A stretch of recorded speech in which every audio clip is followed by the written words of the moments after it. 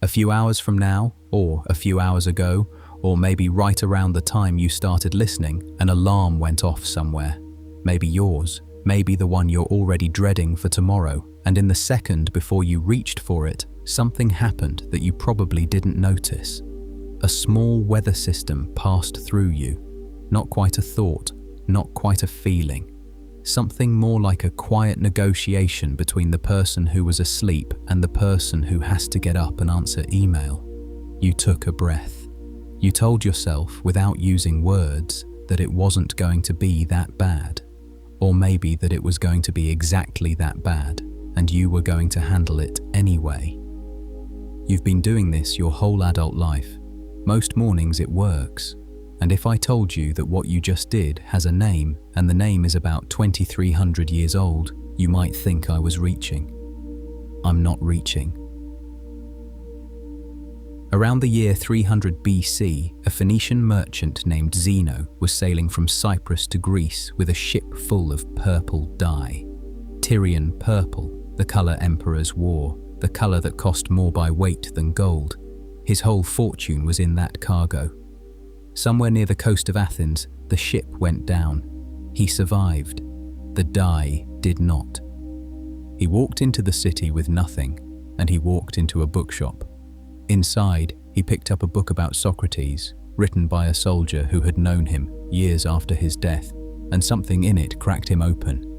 He asked the bookseller where people like Socrates could be found.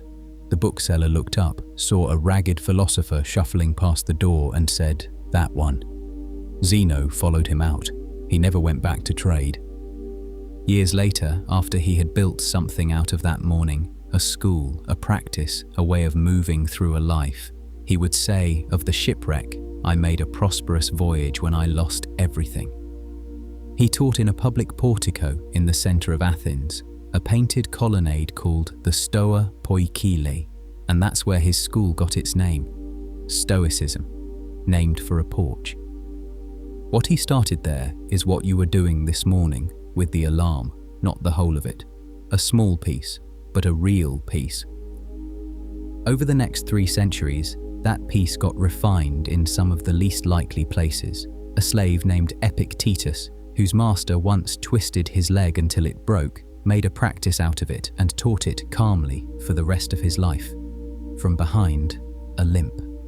A Roman emperor named Marcus Aurelius, who never wanted to be emperor, wrote notes to himself in Greek before dawn on the Danube frontier, trying to stay decent through a war and a plague. A statesman named Seneca, who ended up opening his own veins on the orders of a former student, wrote letters about how to die before he had to. A teacher named Musonius, who was exiled twice to a bare rock in the Aegean, argued, in the 1st century, that women should be taught philosophy on the same terms as men, because virtue isn't gendered. Different lives, different centuries, same question, and the same very strange, very small answer that most of what wrecks a day is not the day itself. It's a sentence the mind quietly finishes underneath the day. And if you can catch the sentence, the day gets lighter. Not easier, lighter. This is not, it turns out, a philosophy designed for lecture halls. It's a philosophy designed for Monday mornings, for traffic, for the unanswered message, for the grief you didn't see coming, for the good news that strangely also makes you uneasy. The ancient Stoics had a word for the parts of life that aren't up to you, to auk ephehemin, literally, the things not upon us. And they thought most of human suffering lives in the gap between those things and what we demand of them. Close that gap, even a little, and something loosens. Whether they were right is an open question, a genuinely open one. Some of their ideas have aged well, some have not. Some have come back quietly in places they never knew about. In a cognitive therapist's office in New York, in a prison cell in Hanoi, on a phone screen at 2 a.m. showing a meditation app. And some of their blind spots are worth naming honestly, because a philosophy is more useful, not less, when you can see where it doesn't cover. Before we sit with any of that, a small thing. If this channel is worth making for you, the one button that actually helps is the subscribe button, and the comments do more than you'd guess. So a question, if you're willing. Think about something small that irritated you today. A driver, a message, a silence. Not the big things, the small ones. Did the thing itself do the damage? Or did a sentence you told yourself about the thing do it? I read the answers, and I find that question more interesting than almost anything in the field. Now, your shoulders are probably tighter than they need to be. The lamp near you is probably a little brighter than it needs to be. There's no hurry. The shipwreck was 2,500 years ago, and the person who survived it is waiting in the next breath on a porch in Athens with something to say that you already half know. Imagine the dye for a moment before anything else, because the dye is why the story matters. Tyrian purple was not a colour the way we think of colours now. It was an economy. To make a single ounce of it, you had to crush thousands of tiny sea snails, ferment them in tanks that reportedly smelled so foul the dye works had to sit outside the city walls and extract, drop by drop, a liquid that turned fabric a deep reddish violet that did not fade in the sun. An ounce of finished dye cost more than an ounce of gold. It was the colour of the robes of kings, of the trim on a Roman senator's toga, of the sash of a high priest.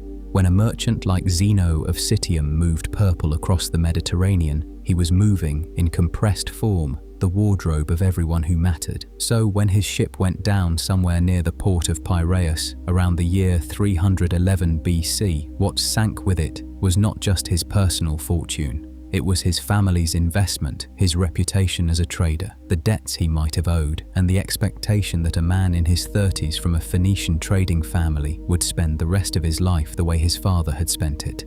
All of that washed into the Aegean. We don't know exactly what Zeno did in the hours after he reached shore. The sources are late and a little romantic, and the oldest of them, Diogenes Laertius, writing 500 years later, gives us two different versions of the same afternoon. In one, Zeno goes straight to Delphi and asks the oracle how to live a good life, and the oracle answers strangely, take on the complexion of the dead, meaning read old books. In the other, he simply wanders into an Athenian bookshop, half out of boredom and half because he has nowhere else to be, and starts reading a volume by Xenophon called Memorabilia, Reminiscences of Socrates, written decades after Socrates was executed. Either way, the bookshop part is the part that sticks. He reads. Something in the portrait of Socrates catches him. Here is a man, as Xenophon tells it, who held no property worth mentioning, walked barefoot in winter, was indifferent to insults, and died with a kind of calm that none of the people who outlived him could quite reproduce. Zeno, sitting in that bookshop with his fortune at the bottom of the sea, asks the bookseller a genuinely desperate question. Where are men like this to be found? And at that exact moment, the coincidence is so neat that scholars have quietly doubted it for centuries. A ragged, dirty, sharp-eyed man happens to be walking past the shop. The bookseller points. That one. Follow him. So Zeno walks out of the shop and starts following a stranger down the street, and that stranger turns out to be Crates of Thebes, the most famous Cynic philosopher alive. The Cynics are worth knowing about for one paragraph, because Stoicism is built on top of them. Crates had, a few years earlier, inherited a substantial fortune and given all of it away on purpose. He lived in public, slept in doorways, owned one cloak, and made a virtue out of being shameless, not in the modern sense, but in a very specific philosophical sense. The Cynic idea was that almost everything most humans spend their lives chasing, wealth, status, social approval, even modesty, is a kind of collective hallucination, and the honest way to live is to step outside the hallucination entirely, to eat in the street if you're hungry, to argue with anyone who deserves it, to be useless to the economy and free because of it.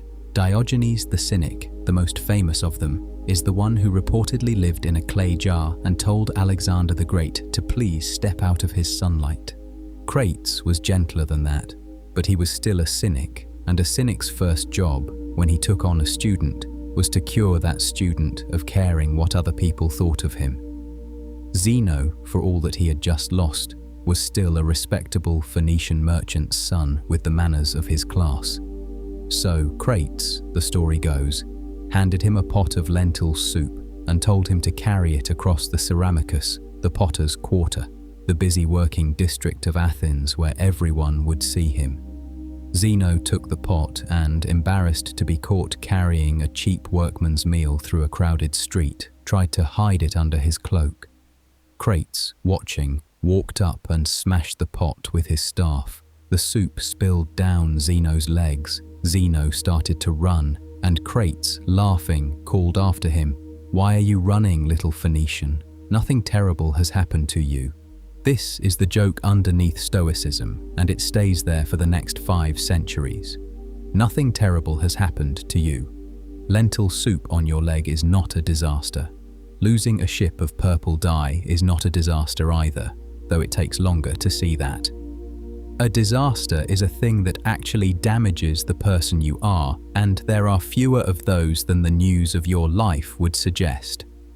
Zeno studied with Crates for a while, and then with a Megarian logician named Stilpo, and then with a head of Plato's academy named Polemo, and somewhere in the course of 20 years of studying with everyone he could find, he stopped being anyone's student and started being the center of a small group of his own. He taught in a public colonnade in the marketplace of Athens, a long painted porch called the Stoa Poikile, decorated with murals of old battles.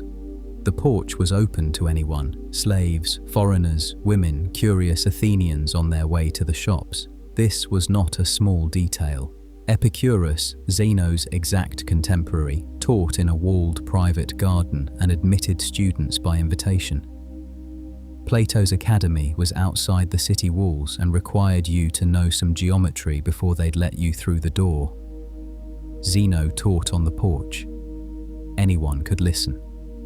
And the name of his school came, eventually, not from his own name. He had said, with characteristic dryness, that he didn't want people to call themselves Zenonians in case the school ever turned into a cult of personality, but from the porch itself, the people of the porch, Stoikoi. He taught for something like 40 years, into his 80s, and by the end, the Athenians, who were famously unimpressed by foreigners, had given him a golden crown and the keys to the city walls, and built him a bronze statue while he was still alive to see it. He never took Athenian citizenship. He died, according to the oldest source we have, after tripping on his way out of the school and breaking a toe, which he took, at his age, as a sign, and simply stopped breathing. Whether that's true is anyone's guess. The story is too neat. It also sounds exactly like something he would have done on purpose. The problem is that we do not have a single complete book by him. We have fragments, quotations embedded in the writings of later philosophers, friendly and hostile, a list of titles, summaries by people who were arguing against him centuries later and sometimes representing him in the worst possible light because that suited their argument. The same is true of Cleanthes, who ran the school after Zeno, and of Chrysippus, who ran it after Cleanthes and wrote, by one ancient count, something like 700 books. None of those books survive intact either. Chrysippus was the great systematizer, the man who took Zeno's scattered teachings and turned them into a coherent, argued, interlocking philosophy covering logic, physics, and ethics. One ancient line attributed half as a joke, half as an epitaph, runs, "But for Chrysippus, there would have been no porch. We know he existed. We know roughly what he taught. We are reconstructing it from pieces, and honest scholarship has to say so." This is why, when people encounter Stoicism today, the voices they actually meet are always the Roman ones. Seneca, writing his letters in the 1st century. Epictetus, lecturing in exile in Nicopolis a generation later. Marcus Aurelius, scribbling to himself in his tent at night during a Germanic war. Those are the Stoics whose full works we still have. Everything earlier, everything Greek, comes to us in shards. And yet something did survive the shards. A method, a way of holding a life. Zeno's sentence about the shipwreck, "I made a prosperous voyage when I lost everything," is not a line about optimism. It is not the ancient version of every cloud has a silver lining. It is something older and stranger. It is a claim that what actually happened to Zeno on the water was not the disaster he thought it was, because the thing he thought he was, a Phoenician merchant whose life depended on a cargo of dye, was not, as it turned out, the thing he actually was. The shipwreck did not ruin his life. It revealed that the life he thought he had, the one measured in ounces of purple, was smaller than the life he actually had, the one measured in the hours he spent in a bookshop and on a porch for the next 40 years. Whether Zeno believed that sentence when he first said it, or whether he said it in hindsight decades later to a student who was trying to make sense of his own bad luck, we cannot know. Some sentences are not conclusions, they are postures. You take them on, and then the posture teaches you, slowly, what it meant. There is a compliment the ancient Stoics gave their own philosophy that sounds at first like a contradiction. They said it was the most systematic school of thought in the ancient world, more tightly argued than Aristotle, more rigorous than Plato, a single structure in which every part supported every other part. And they said, at the same time, that it was the most practical, that you could walk away from a conversation with a Stoic, on your way to a meeting or a funeral or a bad marriage, with one sentence in your head that was worth more than most of the books you owned. Those two claims are supposed to pull in opposite directions. Systems want completeness, practical advice wants compression. The ones usually come at the cost of the other. But the Stoics somehow held both, and for a long time, across 2 cultures and 4 centuries, they made the combination work. The structure they built has survived in a shape simple enough to hold in one hand, because later commentators, trying to keep it teachable, reached for a metaphor. Picture an egg. The outer shell is logic, the study of how arguments work, how words fit together, how the mind distinguishes a true impression from a misleading one. The white of the egg is physics, which for the Stoics did not mean what physics means now. It meant the whole picture of what the universe is made of and how it behaves, how cause follows cause, how human beings fit into that cause and effect weave. And the yolk, the dense center of the thing, the part that nourishes everything around it, is ethics, the study of how to live. The reason the metaphor is good is that you cannot separate an egg into its parts without destroying the egg.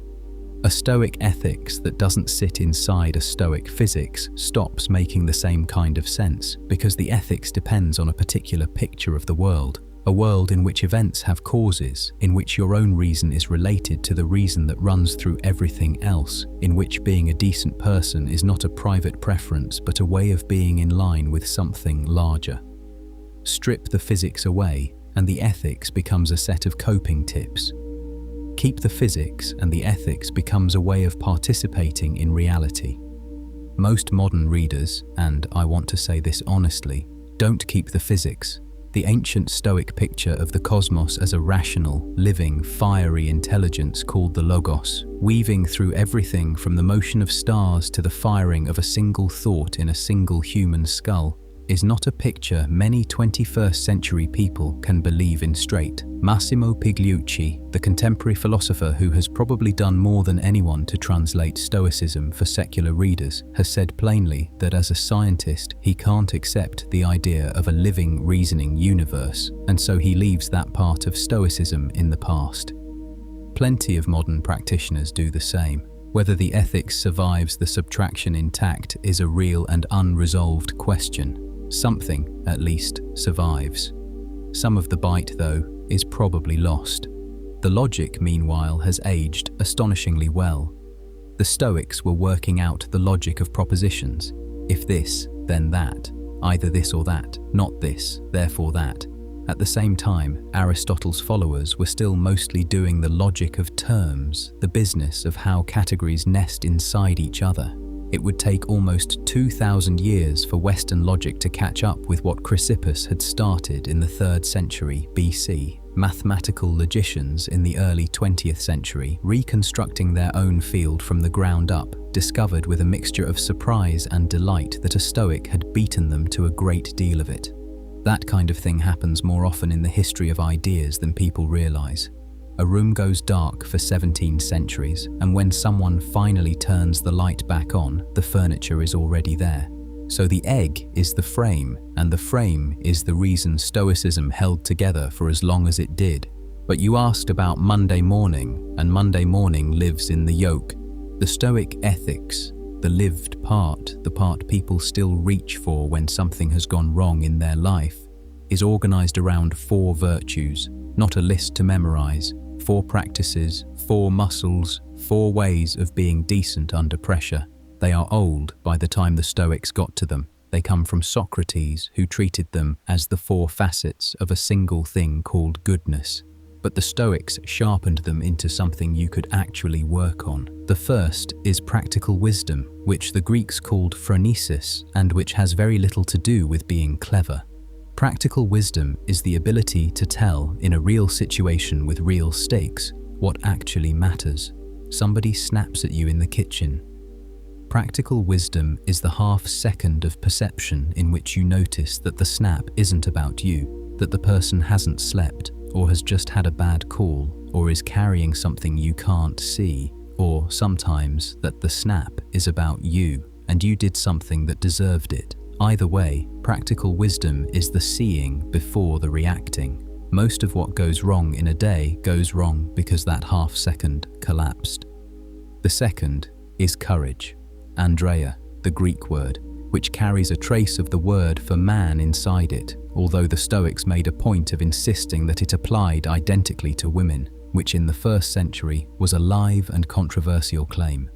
Stoic courage is not battlefield courage, or mostly not. It is the willingness to act on what practical wisdom has shown you, even when acting on it is going to cost something. The hardest version, in most lives, is not the dramatic one. It is the quiet version, saying the true sentence in a meeting, telling a friend they have hurt you, telling yourself you have hurt a friend. The third is justice, which the Stoics understood more broadly than a legal term. Dikaiosune is the disposition to treat other human beings as human beings, not as obstacles, not as tools, not as audience. Marcus Aurelius, who spent most of his life surrounded by people who had practical reasons to flatter him, came back to this virtue obsessively. He would remind himself every morning that the people he was about to meet would be difficult, ungrateful, arrogant, and deceitful, and that his job was to treat them with the decency that was owed to a fellow member of a single human community, not because they deserved it, because he wasn't going to let them take his decency away from him. That is a Stoic reading of justice. The virtue is mine to keep, not theirs to earn. The fourth is sophrosine, which gets translated, unhelpfully, as temperance. Better words for it in English are self-command, or proportion, or the quiet ability to stop. It is what keeps you from the second drink, the 3rd hour of doom-scrolling, the argument you won't remember starting. It is also, less obviously, what keeps you from overworking, from the kind of virtue that flips into tyranny over yourself. The Stoics did not think austerity was a good in itself. Musonius Rufus, who taught Epictetus, argued that a philosopher should eat simple food, but he also argued in the same lecture that a philosopher should eat enough and with pleasure, because starving yourself for the appearance of discipline was just vanity wearing the costume of virtue. Those 4, practical wisdom, courage, justice, self-command, are Stoicism's working parts, not aspirations, tools. The egg is the theoretical frame that holds them together. The 4 virtues are what you actually do. And the thing the Stoics insist on, against a lot of philosophical tradition before and after them, is that the 4 virtues are the only thing that finally counts as good. Everything else, health, money, reputation, a long life, a happy marriage, the respect of people you respect, is what they called adiaphora, which translates roughly as indifferent. Not indifferent in the sense of doesn't matter, indifferent in the sense of doesn't determine whether your life is a good life. This is the part that sounds hardest, and it's worth slowing down for because it is probably the single claim that modern readers find most alien and most testing. The Stoics are saying that the difference between a wealthy person and a poor person, or a healthy person and a sick one, is real and worth noticing. They even ranked most of these things. Health is what they called a preferred indifferent, sickness a dispreferred one. But the difference does not touch the question of whether a life is going well. A sick person who is practicing the 4 virtues is living a better life than a healthy person who is not. A poor person with practical wisdom is flourishing in a way that a rich person without it is not. You can push back against that, and plenty of philosophers have. Aristotle thought it was unrealistic. He pointed out that it is much harder to be virtuous if you are starving, and that good fortune, while not the cause of a good life, at least supplies the conditions under which a good life can be lived. That is a fair argument, and the Stoics knew it. Their answer was that the conditions are not as limiting as we think they are. That Epictetus, a slave with a broken leg, and Marcus, an emperor with the whole machinery of the Roman state at his disposal, were both, in the ways that mattered, working on the same problem with the same tools. Whether they were right, in the end, is something the rest of this documentary is going to keep circling. Here is what the structure does though, even before you decide whether to believe it. It gives you a map with a few named places and clear roads between them, so that when something difficult happens in your week, a disappointment, an anger, an attachment you did not know you had, you have somewhere to stand while you look at it. You can ask whether what's bothering you is one of the 4 things that actually matter, or one of the many things that don't. You can ask whether your response is drawing on practical wisdom or sliding past it.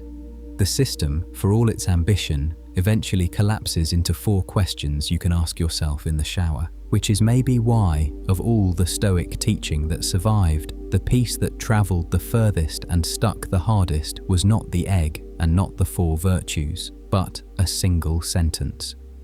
One line, written down by a student of a man who had once been a slave, that has been repeated for almost 2,000 years, in Greek and Latin and English and every language since, in cognitive therapy offices and military barracks and notebooks kept by teenagers who have never heard of the Stoa at all. The sentence is brief enough that you can carry it, sharp enough that it changes shape depending on what you apply it to, and old enough that it has outlasted every empire that ever tried to use it. A man named Epictetus wrote it, or rather dictated it, in the 1st century after Christ, and it begins with a bluntness that is almost funny, like this: some things are up to us, some things are not. The man who wrote it down, or rather the man whose student wrote it down, was born into slavery, probably in Hierapolis in what is now Western Turkey, sometime around the year 50. We know almost nothing about his early childhood, including his given name. Epictetus is what the Greeks called him, and it is not really a name at all. It is an adjective, meaning acquired, meaning owned. The person who used it first was the person who had purchased him. He kept it for the rest of his life and never replaced it with anything else. At some point in his youth, his owner, a man named Epicurus, who had once been enslaved himself and had risen through complicated Roman luck to become a secretary in the household of the Emperor Nero, allowed him to study philosophy. This was unusual. It was also lucky because the teacher he ended up with was Musonius Rufus, one of the sharpest Stoics of his generation, and Musonius taught him seriously, in the way you teach a promising student rather than a curiosity. There is a story about Epictetus from this period that is probably not literally true, and has circulated for so long that it functions as a kind of myth about what kind of man he was. His owner, in a temper one day, began to twist his leg. Epictetus looked at him and said, with no particular heat in his voice, "You are going to break it."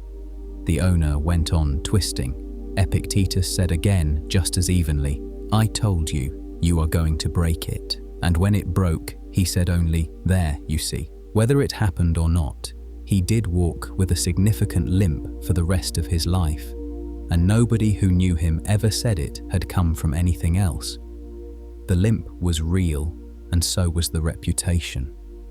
And when he was eventually freed, Epaphroditus, whatever his cruelty, also let him go. He did the thing that freed slaves in Rome were not expected to do, which was to become a teacher himself. He taught in Rome until the Emperor Domitian, who did not like philosophers, expelled all of them from the city in the year 93. Epictetus walked out of Rome with the rest of them, crossed the Adriatic, and set up a small school in a town called Nicopolis on the west coast of Greece, where he taught for the rest of his life and where his students sat on the floor because there were not enough benches. He never wrote anything. This is, when you think about it, a strange fact about the man whose one sentence has outlasted almost every other sentence from the ancient world. What we have of him, we have because one of his students, a Roman named Arrian, who would go on to write a famous biography of Alexander the Great, kept a notebook. Arrian took down Epictetus's lectures as he heard them, at first for his own use, and later, when the notes began to circulate, more deliberately. 8 books of discourses survive, along with a short handbook, the Enchiridion in Greek, which just means the thing you keep in your hand, that condenses the core of the teaching into something you could carry in a pocket. The opening of that handbook is the sentence the last chapter ended on. It is worth looking at it slowly because the translation most people know is already a small distortion. In English, it usually reads, "Some things are in our control, and some things are not." The word control is the one that gets us into trouble. The Greek Epictetus used is hemin, which literally means upon us or belonging to us. It is a quieter word than control. Control suggests a kind of mastery, a capacity to dictate outcomes. Hemin suggests something more like jurisdiction. This belongs in your court, that belongs in someone else's. The difference matters because most of what people find initially attractive and eventually frustrating about the Stoic idea is the word that isn't actually in the original. Here is what Epictetus goes on to say, in his own rough order, once the distinction is drawn: the things that belong to you are your opinions, your intentions, your desires, your aversions, your responses, anything that is, in the end, the work of your own mind. The things that do not belong to you are your body, your reputation, your possessions, your career, your relationships, and, more awkwardly than most people want to admit, your memories, your mood on a given morning, the behavior of the people you love. He is not saying that those things don't matter. He is saying that they are not yours to settle by decree. If you try to run your life as if they were, you will spend most of it furious and confused. If you can sort them, mine, not mine, then something starts to loosen. Most people, hearing this for the first time, want to test it immediately against something real. So test it. Pick something from the last 24 hours that has been taking up room in your head. A message someone sent or didn't send. A meeting that went sideways. A piece of news. Now ask the Epictetan question about it. Which part of this is actually mine? The answer is almost always messier than the theory. The tone of the message isn't yours. The fact that it hurt isn't fully yours either. There is a raw reaction under it that seems to happen without your permission.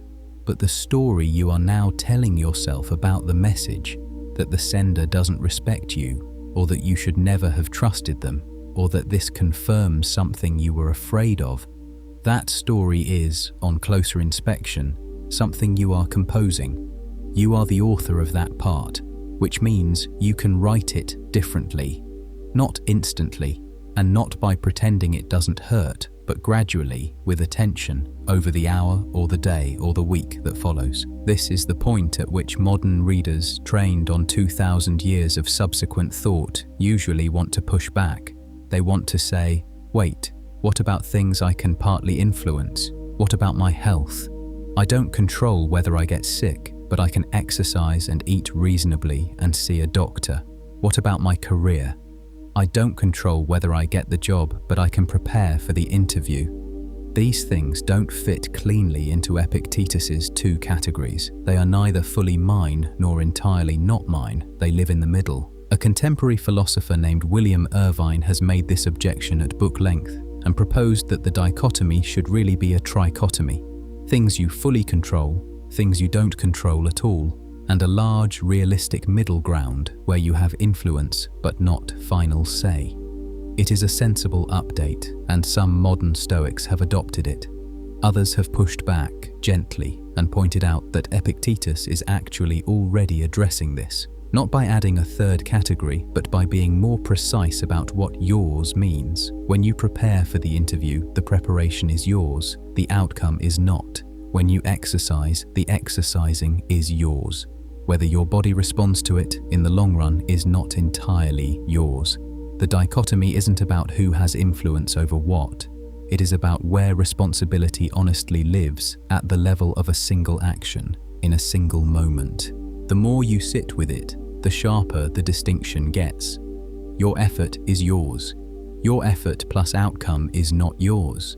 And almost every frustration you have in a day comes from smuggling the outcome into the effort and then being disappointed that the combined package didn't come out the way you wanted it to.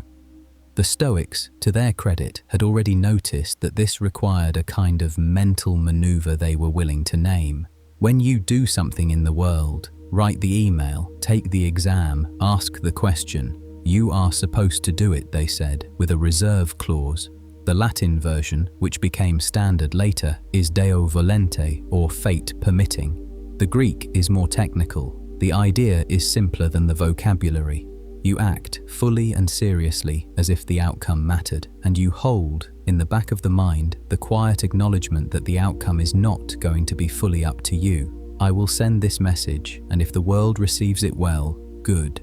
If not, also good, because my part was the sending, honestly and with care, and the rest was never mine. It sounds, written down, like a mental trick. In practice, when you use it on something real, it does not feel like a trick. It feels like a kind of permission to be wholehearted about an action without being secretly and desperately attached to a result you have no power over. Athletes stumble onto it sometimes and describe it as playing loose. Writers describe it as writing without the reader in the room. The Stoics got there by reasoning. It happens to be the same place. The sentence itself, though, some things belong to you, some things do not, is not a rule. It is not a decision procedure. It is an orientation. You can apply it cleanly to some situations and clumsily to others, and over time you get a little better at telling the difference between them. It is closer to a practice than a principle, which is maybe why it has survived when so many crisper, more ambitious philosophical systems have not. You cannot do much with a system in the time between the alarm and the first coffee. You can, if you have trained yourself a little, ask one honest question. Is this mine? The sentence is not, on its own, enough. There is a reason Epictetus talks for 8 books and not 1. Because once you have sorted, even roughly, what is yours and what is not, you still have to do something about the reaction that rises up inside you when someone else is running the parts that are not yours, and running them badly or cruelly or in ways that affect the people you love. The dichotomy gives you a map. It does not give you what to feel while you are holding the map. And what to feel, what the Stoics thought feeling was, and where it came from, and why it so often slips past the reasoning mind and takes over the body before anyone has time to ask whose it is. That was the part they argued about for 500 years and never quite settled.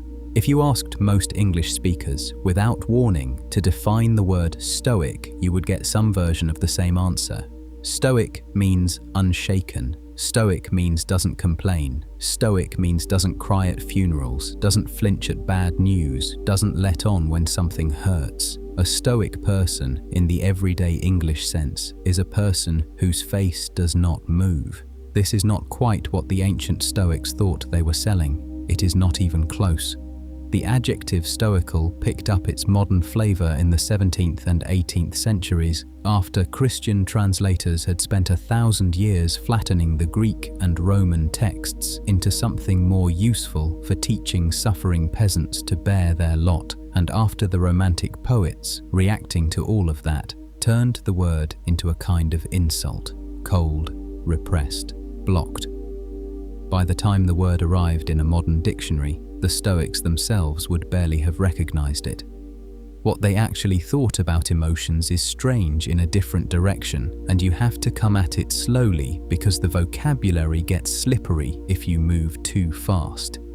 Start with Chrysippus, the great systematizer of the early Porch, sometime in the 3rd century BC, trying to explain what was actually happening when a person was taken over by rage. He reached for a physical image. A person in a rage, he said, is like a runner going downhill. At some point, the legs stop obeying the mind. You can no longer stop on command. Your own momentum carries you past the place you would have chosen to stop if stopping had still been a choice. Rage is like that. Grief is like that. Obsessive desire is like that.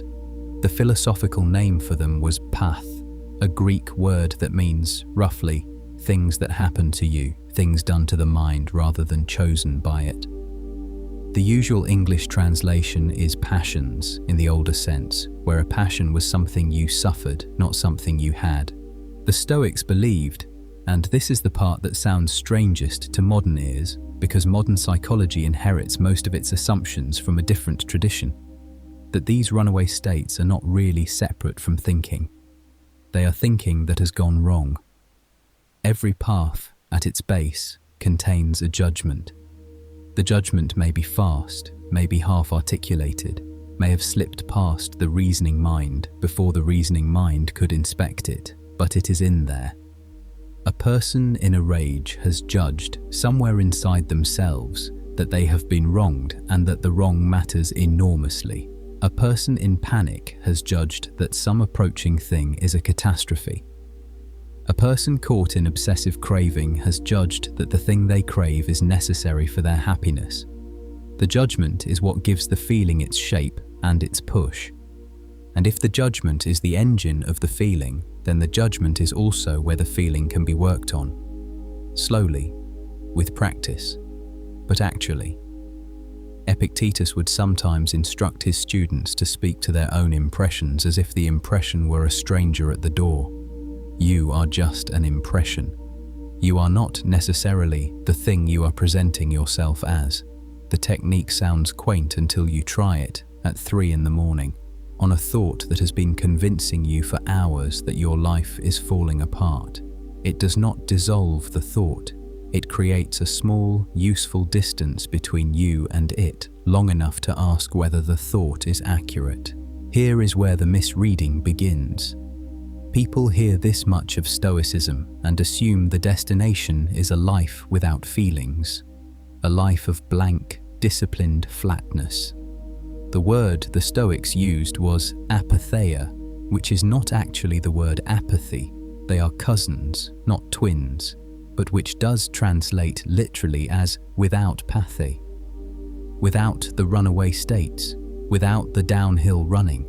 What was supposed to fill the space where the runaway feelings used to be was not, in fact, nothing.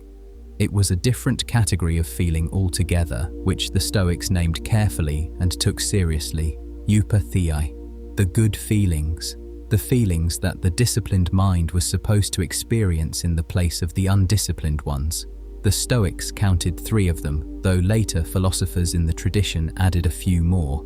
The first was chara, which translates straightforwardly as joy, a clear, unfevered delight in what actually is good, without the distortion and grasping that usually comes attached. The second was boulesis, usually translated as wish or rational desire, which included as subkinds kindness, generosity, affection, warmth toward other people, all of them in the Stoic account, reasonable motions of a healthy mind. The third was eulobeia, a kind of careful, clear-eyed wariness in the face of things that genuinely warranted care, not paralyzing fear, but attention. Notice what is not on the list. There is no good version of grief. The Stoics are deliberate about this. Grief, for them, always contains a judgment they consider mistaken, the judgment that something not actually good has been lost. You can lose a preferred indifferent and regret the loss and feel the reaction, but grief, in their strict technical sense, involves a further step that is not quite accurate. the step of treating the lost thing as if its loss damaged your life at the level that matters. The Stoics thought it didn't. The wise person, they said, can weep, in fact will weep, involuntarily at the funeral of someone they loved, but will not grieve in the full pathological sense. The weeping is a physical reaction. The grieving would be a judgment on top of it. The judgment is what they are trying to decline. This is a harder position than it sounds, and I want to say honestly that it is the place where a lot of thoughtful modern readers get off the Stoic train. Martha Nussbaum, one of the most careful readers of the Stoics working in philosophy today, has spent several books arguing that the Stoic project of extirpating the passions, even with the replacement package of eupathei, cannot quite be separated from the capacities that make a human life fully human. You cannot, her argument runs, uproot the kind of love that produces anguish when its object is lost, because that love is what gave the relationship its weight in the first place. The two are the same plant, grown from the same root. Pull up the anguish and you have, whether you meant to or not, shallowed the love. You are left with something calmer. Yes, you are also left with something smaller. The Stoics, if you read them carefully, did not think they were proposing anything small. Their counter to Nussbaum, or to the line of thinking she represents, which is older than she is that what gets cut is not love, but the part of love that is confused. A parent who loves a child without grasping, without the terrified protectiveness that is always threatening to harm the child in order to protect it, is not loving less. They are loving more cleanly. A friend who can sit with a dying friend without being destabilized by the dying is not colder than a friend who falls apart. They are more useful. Seneca, writing to a woman named Marcia who had lost her son and was refusing to be consoled, did not tell her to stop weeping. He told her that after 3 years of refusing to be consoled, she was no longer grieving for her son. She was grieving for the person she had been when her son was alive. And that, Seneca suggested, with the terrible gentleness that Stoic writing sometimes has, was not the same thing. Whether Seneca was right about Marcia or Nussbaum is right about Seneca is not a question that settles. You can read the same exchange and come away on either side depending on who you have lost, and when, and how. The Stoics thought they were offering a treatment. Their critics think they were offering an amputation. And somewhere between those two descriptions is an argument about what a human being is for, and whether suffering is the price of loving fully or the inefficiency of loving badly, and whether the difference between those two accounts could ever be settled by argument at all. What is not in dispute is the smaller, more immediately useful part of the theory, the part about impressions and judgments. Whether you accept the full Stoic metaphysics or not, the suggestion that feelings carry inside them claims about the world, and that those claims can be inspected, and that inspecting them sometimes changes the feeling, is one of the most influential ideas any ancient school gave us. It is the idea that 20 centuries later walks into a cognitive therapist's office under a different name. But that story belongs to a different life, one that nearly nobody has heard of who has not already gone looking for it. And the Stoic who brought the idea into its most ruthless and portable form was not Chrysippus, whose books are mostly lost, and not Epictetus, whose handbook condensed the theory almost to a slogan. It was a man who lived at the other extreme of imaginable fortune, not a former slave, but a lifelong aristocrat, tutor to an emperor, and, eventually, a victim of that same emperor's paranoia. A man who thought, correctly, that he would one day be ordered to kill himself, and who spent the years before that happened writing letters about how not to let fear of it spoil the years he still had. A letter survives, written in the early 60s AD from a man in his late 60s to a friend he is gently trying to educate. The man is Lucius Annaeus Seneca. The friend is Lucilius, who is probably a Roman official in Sicily and whom Seneca is treating in his correspondence as a kind of younger self. a person worth writing to at length because the writing is also secretly for the writer. The letter is short. Its point is simple enough to fit on a card. I will lead you to peace of mind by a different road, Seneca writes. If you want to be rid of worry, assume that what you are afraid of will certainly happen. Whatever the harm is, measure it in your mind. Estimate the size of your fear. You will soon understand that what you fear is either not large or not long.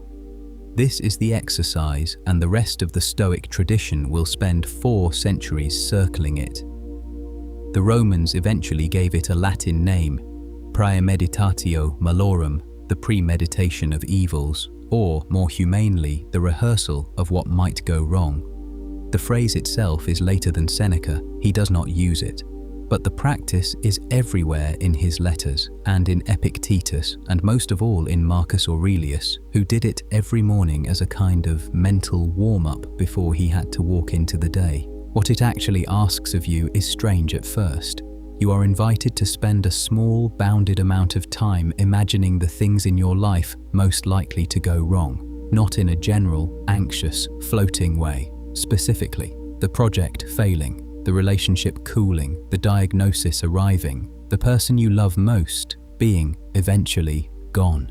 You let the imagined events arrive with some texture. You see the room they would be announced in. You hear the sentence that would carry the news. And then you sit with what comes up in you when those pictures become temporarily vivid. And then, carefully, you stop. You come back. You notice what has not happened. You notice the person still sleeping beside you, the coffee still on the counter, the small and unnoticed ways in which today, somehow, is still intact. That second motion, the return, is the part people tend to skip. The return is where the exercise becomes useful rather than harmful. Without it, you are only catastrophizing, which is a thing the human mind does on its own, for free, whenever it is given the chance. The distinction between the rehearsal and the catastrophizing is subtle enough that it is worth naming carefully because it is the place where most modern attempts to borrow the practice fall apart. Catastrophizing is open-ended. It does not know when to stop. It does not return. It loops, gathering new material on each pass until the original fear has been joined by 3 or 4 adjacent fears and you can no longer tell which one you were working on. Rehearsal, as the Stoics meant it, is bounded. You enter on purpose. You stay for a fixed amount of time. You leave on purpose. The container is what makes it useful. The same kind of image in the same kind of mind, with and without the container, produces completely different results. A psychotherapist named Donald Robertson, who has written probably more than anyone else on the quiet overlap between ancient Stoicism and modern cognitive therapy, points out that rehearsal of this kind also does something else catastrophizing does not do. It reliably produces, as a side effect, a wave of gratitude. Once you have imagined losing the thing, if it is still in front of you, looks different. Not because anything about the thing has changed, because your relationship to its presence has briefly unhooked from the assumption that it will always be there. An unexpected gift, given temporarily and then taken back, is received differently from a gift that was always supposed to be yours. The rehearsal is, among other things, a way of making the ordinary things in your life briefly unexpected. There is a version of this idea that has come back into fashion in the last 20 years, and it is worth looking at side by side with the Stoic version because the two are doing different things that look almost identical. Positive psychology, the branch of clinical research that has given us the gratitude journal and the 3 good things exercise, tells you to list each evening a few things you appreciated about the day. It is effective. The research is solid. Regular gratitude practice, even of the lightest touch, measurably improves mood and sleep. But the Stoic version works in reverse. Positive psychology asks you to notice what is there. Stoic rehearsal asks you to imagine it gone and then notice what is there. The difference, small on the page, is large in practice. Asking yourself what you appreciated today tends to produce a pleasant, slightly abstract list. Asking yourself what you would lose if the day ended tonight tends to produce something sharper. A specific face, a specific room, a specific hand resting on a specific wrist. The Stoics thought the sharpness was the point. They wanted the feeling of gratitude to be accurate to what was actually at stake in a human life, which is not that we have good things, but that we have them temporarily. The practice has, in recent decades, been rediscovered by people who would not call themselves Stoics. Corporate teams run what they call a pre-mortem before starting a major project, an hour in which the whole team assumes the project has already failed a year from now, and each person writes down the most plausible reason why. The exercise consistently surfaces risks that the team, in its ordinary optimism, would never have raised out loud. Good investors do a version of the same practice on individual decisions. Good writers do it on drafts before showing them to anyone. The name is new. The motion is Seneca's. If you want to try it in the simplest possible form, it takes about 5 minutes and works better at night than in the morning. Pick one thing you care about, not the biggest thing, something medium-sized, a good friendship or a job you mostly like, or the health you have been, on balance, lucky with. Let yourself imagine it being taken away, not in a dramatic, cinematic way, in a plausible way. Sit with the imagined loss for long enough that the imagination becomes faintly real, a minute, maybe 2. You will notice the feeling of it in your body before you notice it in your thoughts. That is correct. And then, on purpose, come back. Look at the thing as it actually is, still there, still yours, for now. Let yourself feel, for another minute, the ordinary fact of its presence. That is the whole exercise. Seneca thought you should do it often, though not every night. Marcus seems to have done a version of it most mornings. The point is not to become an expert in it. The point is to feel, periodically, what you would feel if the background of your life were not background. There is a version of this exercise that goes wrong, and it is worth flagging because plenty of well-meaning modern accounts of Stoicism slide into it without noticing. The wrong version turns the rehearsal into a kind of constant low-grade defensive bracing, a way of never letting yourself be surprised by bad news because you have already pre-suffered it. That is not what Seneca was recommending. The pre-suffering model imagines that loss is a finite quantity of pain, and that if you pay down some of it in advance, the final bill will be smaller. This is, it turns out, not how grief or fear actually work. You cannot prepay your losses. You can only, occasionally, remind yourself that the things you have are on loan. That reminder is the rehearsal. The constant bracing is something else, a kind of anxiety management in philosophical costume. The difference between the two, if you try the exercise honestly, is usually legible within minutes. If the rehearsal leaves you, when you return, with a softness toward the thing you almost lost, the practice is working. If it leaves you tighter, more vigilant, more gripped, you have slid out of Seneca's version and into something else. That something else is not useless, but it is not what he was teaching. Whether the whole project of deliberate rehearsal is ultimately helpful or ultimately corrosive is, like most of what the Stoics got right and wrong, not a question that settles in a paragraph. Some lives seem to want more of it. Some lives, already half living in anticipated loss, need less. The honest recommendation the tradition offers, and has offered for 2,000 years, is not a prescription, but an invitation. Try it gently on something small and see which direction it moves you. The rehearsal is a tool. Tools, used well, help. Used badly, they hurt the person holding them. Seneca, who lost more than most people, seems to have known the difference. Whether the people reading him today always know, it is less clear. At the start of the day, tell yourself, "Today I shall meet people who are officious, ungrateful, arrogant, deceitful, envious, unsocial. They have all become like this through ignorance of good and evil." Marcus Aurelius, writing to himself before dawn in Greek on the northern frontier of his empire. Picture, for a moment, a tent on the northern frontier of the Roman Empire, somewhere along the Danube, in the middle of the 170s. It is winter, or close to it.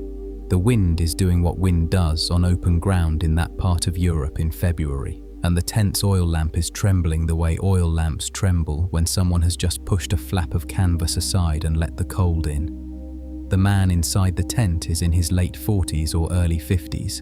He is the most powerful person alive. He is also, at this exact moment, extremely tired, somewhat ill, and about 7 years into a war, he does not particularly want to be fighting. He is writing in Greek, though his first language is Latin, and the troops outside speak Latin, and the administrators who run his empire speak Latin, and the reports that come to his desk every morning are written in Latin.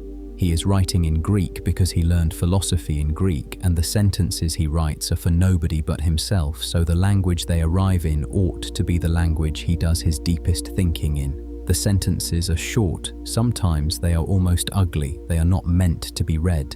His name is Marcus Aurelius Antoninus, Emperor of Rome, and what he is writing in the tent that winter morning will survive under the title Ta eis heauton, literally to himself, for almost 2,000 years. We call it the Meditations. He would not have. The book has no title in his own hand, no dedication, no structure, no arc. It is a private notebook.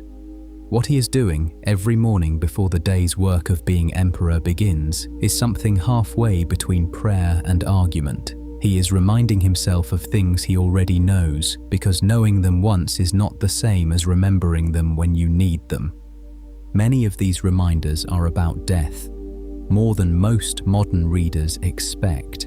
He does not write about it the way the popular memento mori merchandise of the 21st century, the medallions, the rings, the phone screen life calendars counting down from an estimated death date, would lead you to think. He does not write about it as a motivational tool or a productivity aid or a way of forcing yourself to eat breakfast with intention.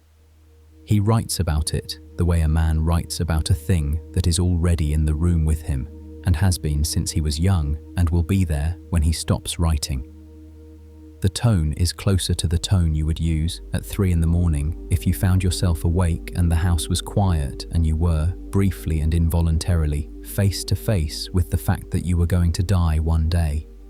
That tone, not the morning routine tone, the other one. Here is one of the lines he writes in the second book of the Meditations, in the opening few pages. You could leave life right now. Let that determine what you do and say and think.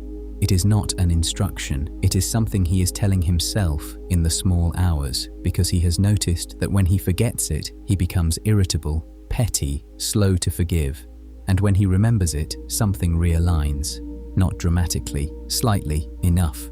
The Romans, long before Marcus, had a tradition that is usually cited in any modern introduction to the idea. When a general won a major victory and was granted a triumph, a procession through the streets of Rome with the crowds cheering and the captured enemies walking in chains and the gold piled on carts.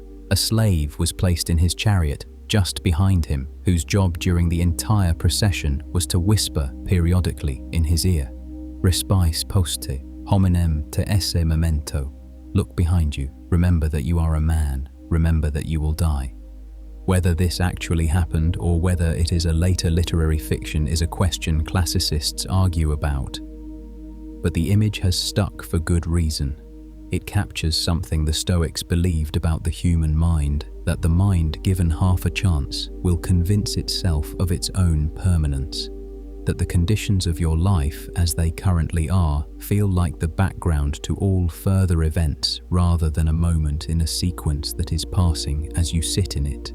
The whisper is there to reintroduce the sequence. You, in this chariot, at the center of the city, covered in laurel, remember that you will die, not as a threat, as a correction of scale. What the Stoics did with this old Roman idea was turn it from a one-time ceremonial reminder into a daily private practice. Epictetus told his students to remind themselves every night when they kissed their wife or embraced their child that they were kissing a mortal and that the child might not be alive in the morning. This sounds at first close to cruelty. Read a little further and the cruelty resolves. Epictetus is not trying to make you afraid. He is trying to keep you from taking the child for granted. He is trying to keep the kiss from becoming routine, which is another way of saying trying to keep the child from becoming background. The practice is an act of attention disguised as an act of morbidity. Seneca's version, in a letter written maybe a year or two before his own forced suicide, goes a step further. He tells Lucilius that a person who has genuinely internalized their own mortality is a person who is always quietly free.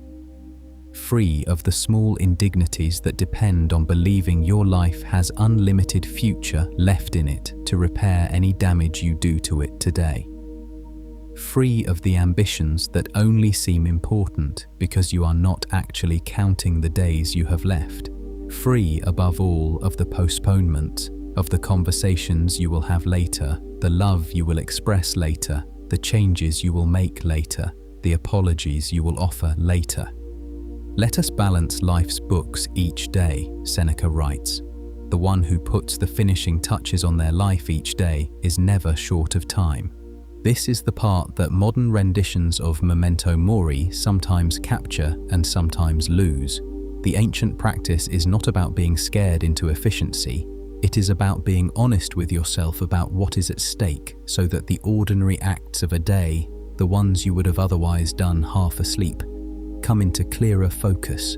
A conversation with your sister becomes, briefly, a conversation with a specific mortal whose life is not guaranteed past this phone call. A morning walk becomes a morning walk you are taking with your body while it still works. None of this is meant to produce dread. It is meant to produce a kind of alert tenderness. That is a different feeling from the one the memento mori apps tend to induce, which, if you look at it honestly, is closer to low-grade productivity anxiety in a black aesthetic.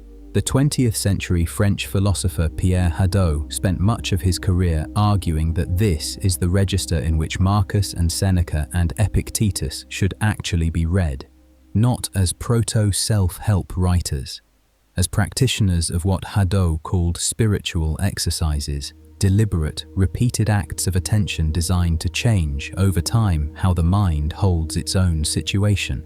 Memento mori for Hadot is one of these exercises. It is not meant to be done once. It is meant to be done often enough that the fact of your mortality stops being an abstract piece of information you happen to possess and becomes a part of the texture of your ordinary looking. The difference between those two conditions is, Hadot thought, the difference between philosophy as a subject and philosophy as a way of being alive. Another philosopher, working in a different language and a different century, and from a completely different starting point, arrived at something structurally similar and called it by a different name.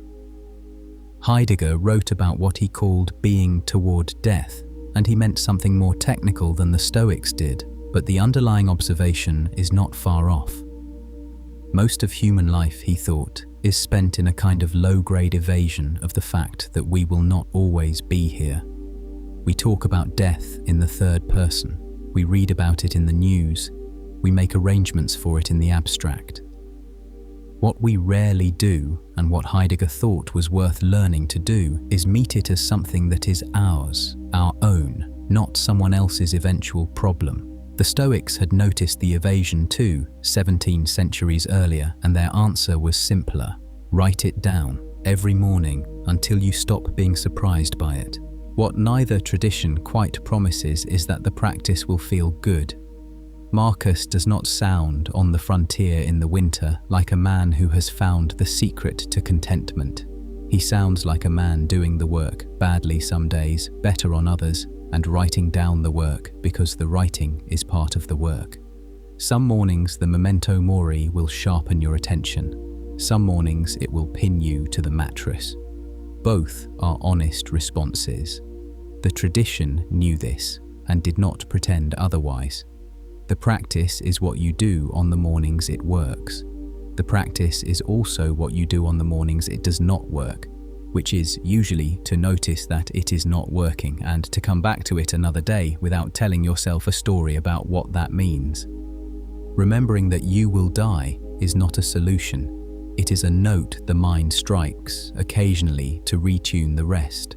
Some notes you strike once and they ring clear for an hour. Some you strike and they go flat almost immediately, and you wonder why you bothered. The Stoics thought the answer was that you strike it again, not desperately, just again. And the restriking over years does something the single striking cannot do. It gradually changes the instrument. Somewhere in the 2nd century of the Common Era, there were 2 men reading the same book. One of them was a Roman emperor. He had been born into one of the wealthiest families in Rome, adopted into an even wealthier one, given the best education money could buy, and placed at 20 on a trajectory that ended, at 40, with him running the largest political entity in the known world. He commanded legions. He appointed governors. The coins in circulation in his empire had his face on them. When he wrote letters, they could end careers. When he said the wrong sentence in a meeting, the Senate adjusted its thinking to match. The other was a former slave with a permanent limp. He had been born, as far as anyone knows, with no property of his own, no surname, not even a personal name in the usual sense, only the Greek word his owner had used for him, meaning acquired. He had been beaten enough in his youth that he walked for the rest of his life with one leg shorter than the other. By the time he was old, he owned a small house in a small town on the western coast of Greece, and he taught philosophy to students who sat on the floor because there were not enough benches. When he said the wrong sentence in a meeting, he was, at most, asked to leave the room. These 2 men, as far as we know, never met. Their lives overlapped by maybe 30 years, and yet the emperor, on the Danube frontier, in his tent in the small hours before the day began, was writing notes to himself about a philosopher he had never met and had only read through transcripts. The philosopher was the former slave. The transcripts were the 8 books of lectures that the former slave's student, a young Roman aristocrat, had written down in his notebook a generation earlier and then circulated under the title Discourses. The emperor mentions the former slave by name once in the opening pages of his private journal in the list of people he is grateful to have learned from. The name is Epictetus. The emperor is Marcus Aurelius. This is, when you sit with it for a minute, an unusual fact about human history.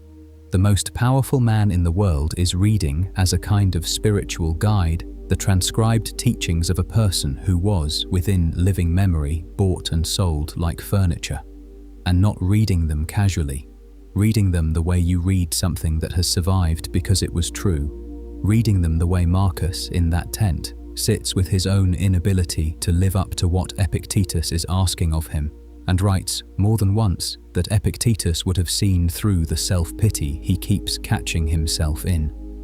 The obvious question is how the same philosophy could possibly work for both of them.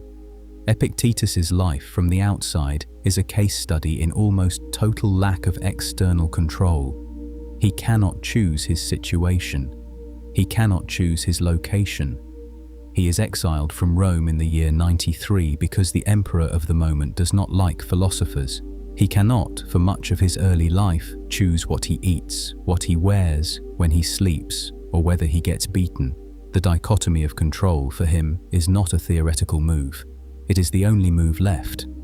The space of things that belong to him, his opinions, his responses, his inner orientation, is so small by the world's measure that if those things did not belong to him, he would have nothing. Stoicism, in his hands, is literally a technology of survival. It is not an add-on to a comfortable life. It is the part of him that nobody else is allowed to touch. Marcus's life from the outside is the opposite. He has, by the measures most people use, everything: power, wealth, access, education, the goodwill of most of his court, the affection of his wife, a succession of capable advisors, the largest army in the world. The space of things that do not belong to him is, by comparison, almost vanishingly small. Almost. But here is where the picture gets more interesting. Because when Marcus actually opens the notebook in the tent at 5 in the morning and starts writing down what is bothering him, the list does not look, at the level of the inner life, very different from a list Epictetus might have produced. Marcus is bothered by the same things anyone is bothered by. The courtier who flatters him and means none of it. The son-in-law he does not trust.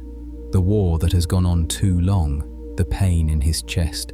The knowledge that his predecessor, Antoninus, had lived to 80 and died in his sleep, and that he, Marcus, is probably not going to be that lucky. The judgments he keeps making about other people and then has to correct. The irritation that rises in him disproportionately over small things. The worry about his own death, which he does not fully believe has been put to rest, even though he has been working on it for 30 years. These are not imperial problems. These are human problems, and the tools Marcus uses to work on them are Epictetus's tools applied in a mirror. Epictetus's situation had very few external things he could influence. Marcus's situation has almost too many, an entire empire of them, presenting themselves to him every day as urgent, as requiring his judgment, as his responsibility to steer. The dichotomy of control, for Marcus, is doing different work. It is not defending a small interior space against an overwhelming outside. It is keeping a vast outside from colonizing a small interior space. The direction of pressure is reversed. The instrument is the same. The coincidence of the instrument working in both directions is, for the Stoics themselves, a source of some pride. It suggests to them that they have discovered something real about human beings, something that holds regardless of what happens to be true of your bank account, your passport, your body. The tradition is going to lean on this coincidence for the next 1800 years. Philosophy works for slaves and emperors. Philosophy works in the prison and on the throne. There is something satisfying about this claim. It is also, and this part is worth saying out loud, something a person should be a little suspicious of. Here is the suspicion named clearly. Stoicism, across its entire history, is a philosophy that made peace with slavery. Not because individual Stoics endorsed the institution. Some of them, including Epictetus himself, spoke movingly about the humanity of enslaved people and argued that their masters should treat them with dignity. Musonius Rufus, a generation earlier, went further and argued, from within the Stoic framework, that the institution itself was a corruption. But these were individual voices, and the broader school, from Zeno down to Marcus, never produced a systematic critique of slavery as an institution. They produced a critique of how enslaved people should be treated and a set of spiritual resources for enslaved people themselves to use, and a model of a universal human community in which all people shared in reason. What they did not produce was the argument that because all people share in reason, the buying and selling of human beings is itself a wrong that should be abolished. That argument, when it eventually came from somewhere else. The modern classicist Gregory Hayes, who produced one of the best recent translations of the Meditations, has pointed this out as a general feature of the Stoic tradition. Stoics opposed individual tyrants, but not tyranny as such. They opposed particular cruelties committed against particular enslaved people, but not the condition of enslavement itself. They advocated personal courage in the face of injustice, but rarely a political effort to remove the injustice, and you can see why from inside their own framework. If the only thing that finally matters is your virtue, and your virtue is something nobody can take from you, then the structures that determine whether you are born a slave or an emperor are not quite the level at which the action is happening. The action is happening inside you, regardless. The trouble with this, for a modern reader who has inherited the last 3 centuries of political philosophy, is that it gets a great deal right and something important wrong. What it gets right is the thing Epictetus discovered in his own cell and passed to Marcus across 70 years of silence, that no external arrangement, however cruel, can make your inner life contemptible unless you let it. That is true, and it has carried people through conditions that ought to have destroyed them. What it gets wrong, or at least does not quite get to, is that a society can change its external arrangements, and that doing so matters, and that leaving the external arrangements intact because you have figured out how to live inside them is a decision whose moral weight the Stoics did not fully reckon with. Whether these two things can be held together, the genuine interior freedom the tradition teaches, and the genuine external injustice it mostly did not try to dismantle, is a question Stoicism is still working on. Contemporary Stoics are honest about the gap. Massimo Pigliucci has written more than once that the tradition needs to be extended at the political level in ways its ancient practitioners did not fully attempt. John Sellers has made similar arguments in a more academic register. The extension, if it happens, will be the work of people who inherit the tradition and are willing to do something with it that the tradition did not do for itself.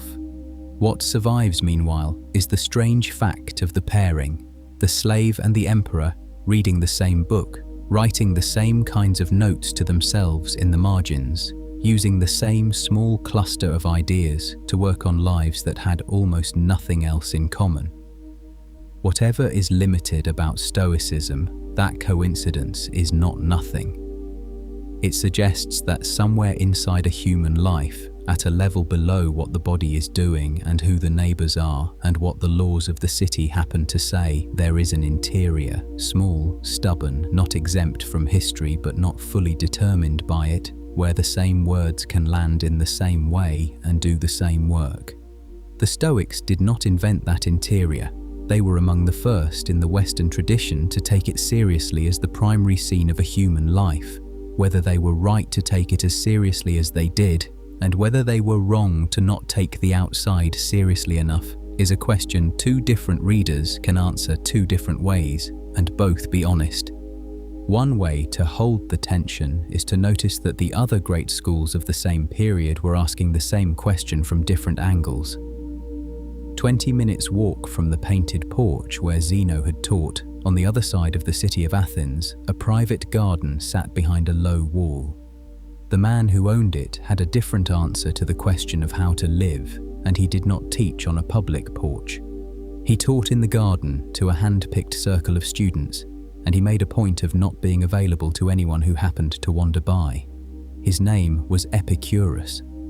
His answer was nearly the opposite of the Stoic one, and the argument between his school and Zeno's lasted in one form or another for the next 5 centuries. A Sunday morning, probably yours, or close enough to yours to make the exercise interesting.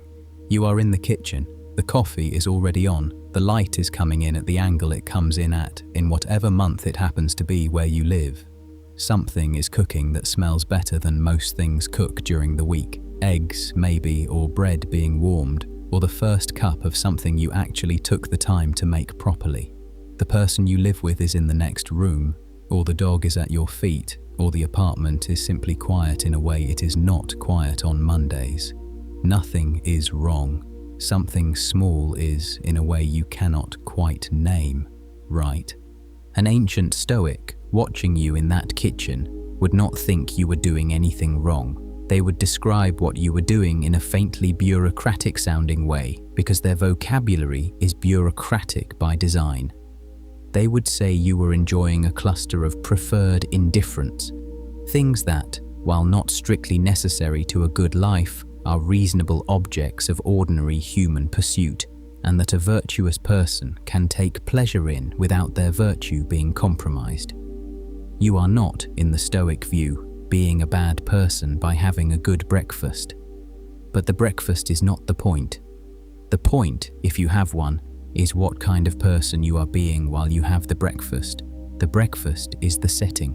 The virtue is the story. An ancient Epicurean, watching the same kitchen, would have a very different answer. The Epicurean would say that you are, in that kitchen, touching the thing their whole school was built to help people find. Not because the coffee and the eggs are luxurious. In fact, Epicurus himself ate nothing remotely luxurious. His standard meal, by his own account, was bread and water with a little cheese on special occasions. But because the absence of disturbance, the ataraxia, that you happen to be in at that moment is, for the Epicurean, the actual ground of a human life going well, not virtue as a byproduct of a well-ordered mind, tranquility as the thing itself. This is the core disagreement between the two schools, and it is worth looking at slowly, because almost everything the English-speaking world now thinks it means by Epicurean is wrong. Epicurus taught in Athens at more or less the same time as Zeno in a private garden on the outskirts of the city, with a sign above the door that reportedly read, "Stranger, here you will do well to tarry. Here our highest good is pleasure." That sign, and the tradition of garden dwelling, and the fact that the school admitted women and enslaved people as full members at a time when most other schools did not, produced a reputation that followed Epicurus around for the rest of antiquity and has followed him ever since. The reputation was that he was a hedonist. The reputation was that his followers were devoted to rich food, wine, and sensual indulgence. The reputation was false. It was spread energetically and for centuries by his philosophical opponents, including the Stoics, who had a vested interest in making him sound decadent, and by later Christian writers, who needed a pagan villain to stand in for the general pagan failure to anticipate the gospel. The real Epicurus is a harder, stranger figure. His actual teaching runs closer to the opposite of hedonism in the modern sense. What he wanted for himself and his students was the removal of two specific kinds of suffering: bodily pain, which he called aponia, and mental disturbance, which he called ataraxia. Once those two were removed, he said there was nothing further to want. The person without pain and without anxiety had arrived. Anything beyond that, the richer meal, the more exciting evening, the bigger house, was not an increase in pleasure but a complication of it, a new form of potential suffering wearing the costume of a good, which meant, in practice, that Epicurus advised his students to eat simply, keep their material needs low, avoid the political ambitions that would put their inner peace at risk, cultivate a small circle of close friends, and spend their time in unhurried conversation about things that mattered. If that sounds more like a meditation retreat than a Roman triclinium, that is because it is. Epicurus's school was, by the standards of its time, almost monastic. The reputation for indulgence is, on a close reading of the primary sources, one of the great public relations disasters of ancient philosophy. On the question of death, the question that so much of Stoicism keeps circling, Epicurus was unusually direct. His most famous sentence on the subject, preserved in a letter to his student Menocius, reads, "Death is nothing to us. When we are, it is not present. When it is present, we are not. Whatever you think of the argument, it is an argument. It is not a consolation." Epicurus thought the fear of death was based on a category error, the assumption that you would, somehow, be there to experience being dead. You would not. The state that is coming is not an experience of loss. It is the absence of an experiencer. On those grounds, he said, the thing most humans spend their lives fearing is not actually the kind of thing that can hurt them. Whether this argument lands emotionally is a different question.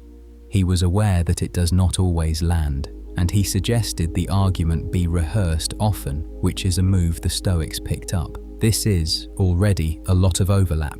Both schools told you to simplify your life. Both taught that most human suffering comes from judgments rather than from events. Both offered a practice. In the Stoic case, a set of virtues. In the Epicurean case, a careful curation of desires, that you were meant to use daily rather than admire from a distance. Both treated death at length as something you could learn to relate to differently. And yet the disagreement between them is real, and the real disagreement is about what finally matters. The Stoic answer is virtue, your interior character, the quality of your judgments, your courage and your justice and your self-command. That is the only thing that determines whether a life is going well. Everything else, including the tranquility that Epicurus prizes above all, is a preferred indifferent, nice when it comes, not the measure.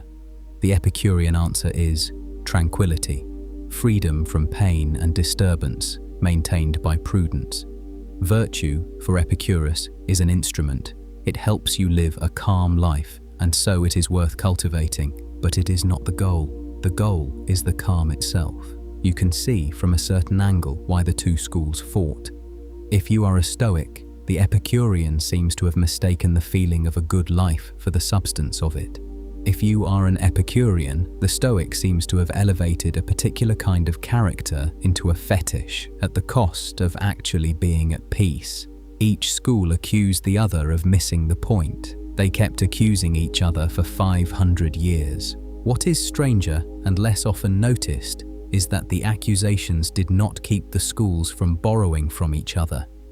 Seneca, the high watermark of Roman Stoicism, a man who wrote letter after letter about virtue, duty, and the Stoic management of fear, quotes Epicurus so often in his correspondence that the habit becomes almost a running joke. In one of his earliest letters to Lucilius, he explains, with some amusement, why he keeps doing this. I am accustomed to cross over even into the enemy's camp, not as a deserter, but as a scout. The enemy's camp, for a first-century Stoic, was the garden. Seneca went there regularly. He quoted Epicurus on friendship, on contentment, on the shortness of life, on the foolishness of ambition. He noted, without apology, that the Epicurean did not have a monopoly on good sentences, and that a Stoic was free to pick up any good sentence that happened to be lying around, regardless of which school had written it. This is how the two schools have been actually used across 2,000 years by most of the people reading them. Not as rigid ideologies between which one must choose, but as two different toolkits that address overlapping parts of the same human condition. Most modern readers, if they are honest with themselves, practice a version of both. They apply something close to Stoic discipline on Monday morning, when the work is hard and the dichotomy of control is useful. They apply something close to Epicurean attention on Sunday morning, when the coffee is good and the point of the day is not to achieve anything in particular, but to be, briefly, all the way there for what is in front of them. The ancients would have called this inconsistency. The rest of us call it Tuesday afternoon. Whether the two can be fully reconciled at the level of theory is a question neither Zeno nor Epicurus would have signed off on. At the level of practice, the reconciliation happens all the time, in ordinary lives, without the practitioner needing to have a theory at all, which suggests, maybe, that both schools were reaching for something real, and neither of them had the whole thing, and the truth of how a human being is supposed to live was never going to fit inside a single ancient philosophy, however thoughtful. A question worth holding the next time you notice yourself being a Stoic at your desk and an Epicurean at your kitchen table. The inconsistency is not a failure. It might be the most honest thing about you. All of this is still, though, one conversation happening in one cultural room. The painted porch in the center of Athens and the garden on its outskirts were 20 minutes' walk apart. They argued in the same language. They shared the same mythological inheritance, the same vocabulary of virtue and soul and happiness, the same general picture of what a human being is. The argument between them is, for all its sharpness, a family argument. And somewhere in the same centuries that the family was having it, in a valley more than 3,000 miles to the east, a completely different tradition was arriving at a completely different answer to the same questions. And the argument the Greeks were having, had they been able to hear the voice from that direction, would have looked to them like the small local dispute it probably was. 5 centuries before Zeno lost his cargo, a man in his late 20s, in what is now northern India, walked out of a palace. He had been raised inside the palace on purpose. His father, a regional king, had been told by an early life prophecy that the boy would become either a great ruler or a great spiritual teacher, and the father had decided, reasonably enough, that he preferred the first option. So the boy's childhood had been engineered to keep him away from anything that might push him toward the second. He was surrounded by young, healthy, beautiful companions. He was shown nothing ugly, nothing old, nothing sick.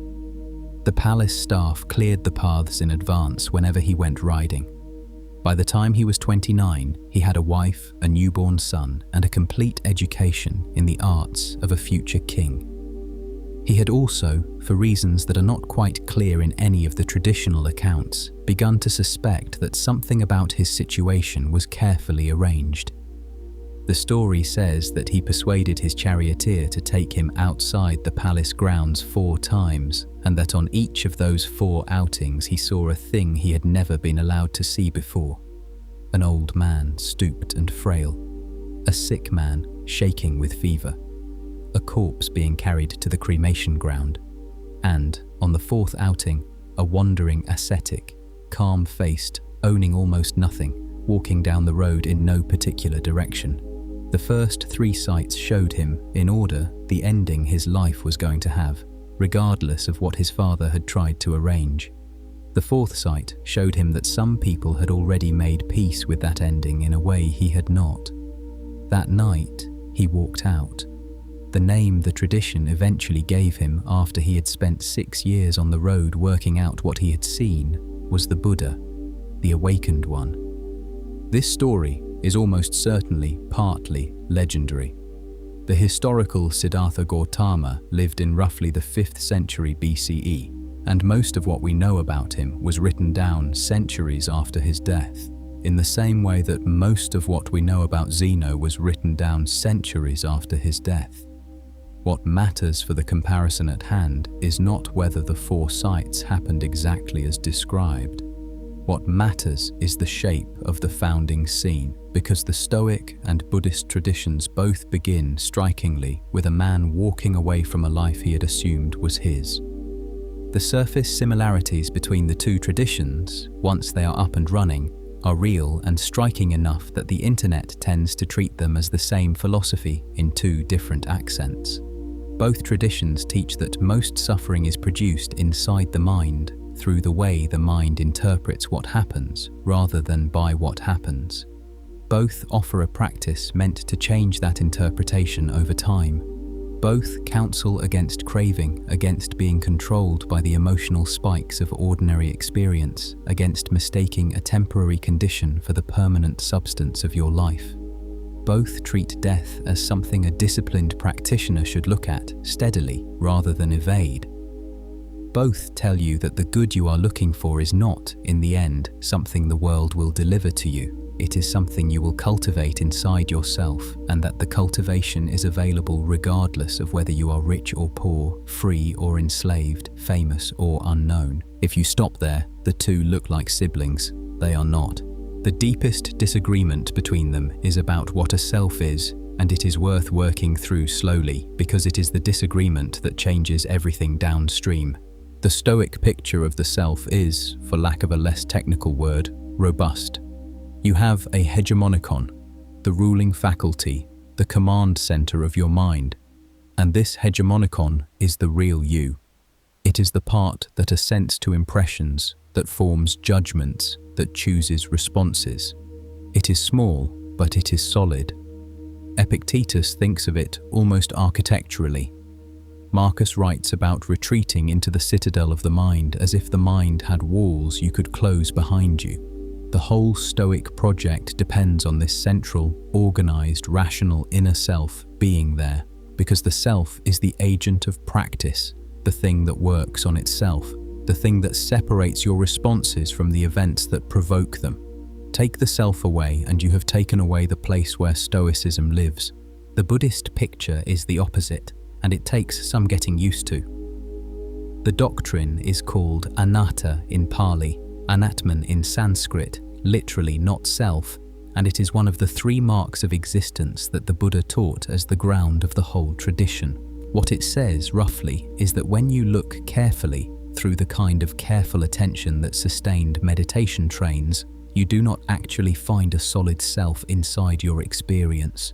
You find sensations, thoughts, perceptions, urges, each arising and passing. None of them lasts long. None of them, on close inspection, is the thing having the experience.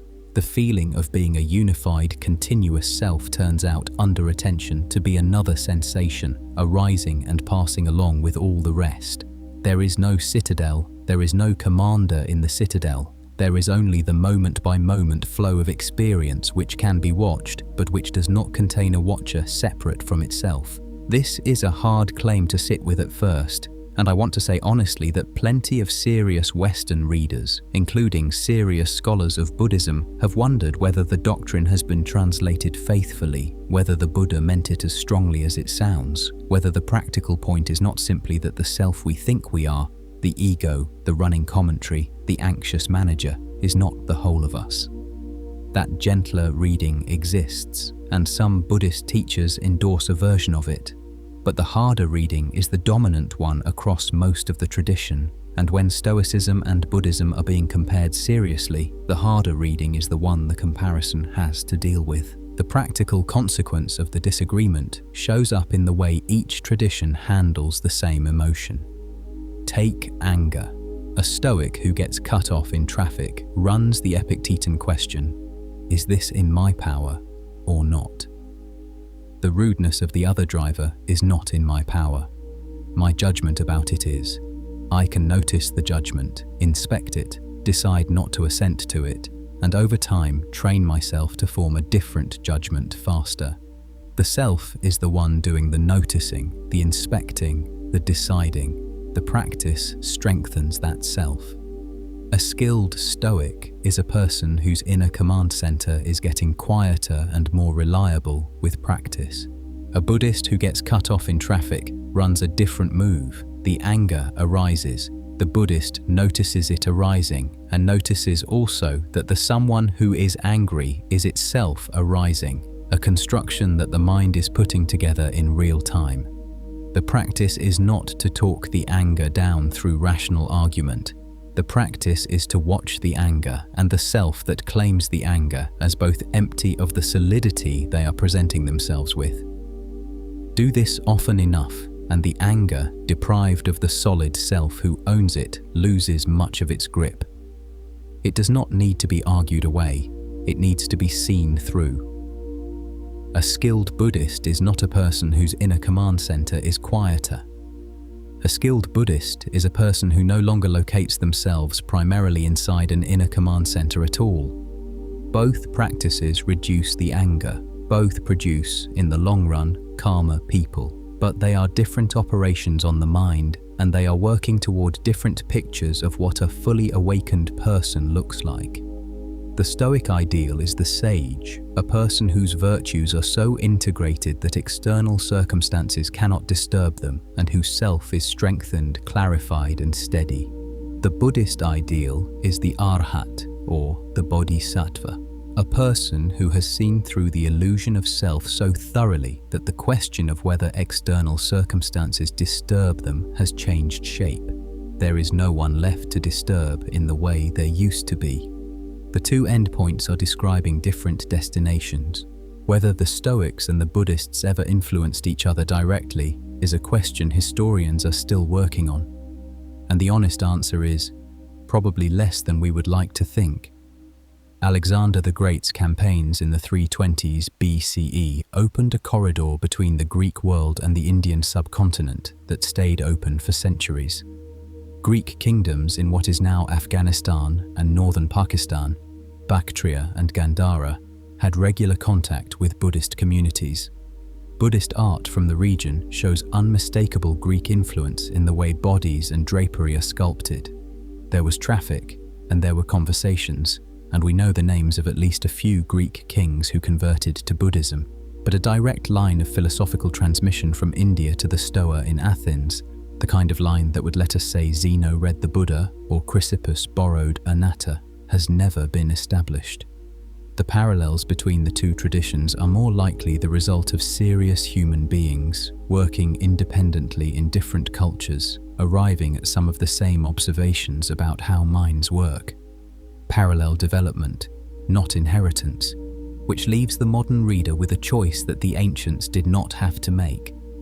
You can treat the two traditions as alternate approaches to the same problem, and use whichever one seems to be working on a given Tuesday.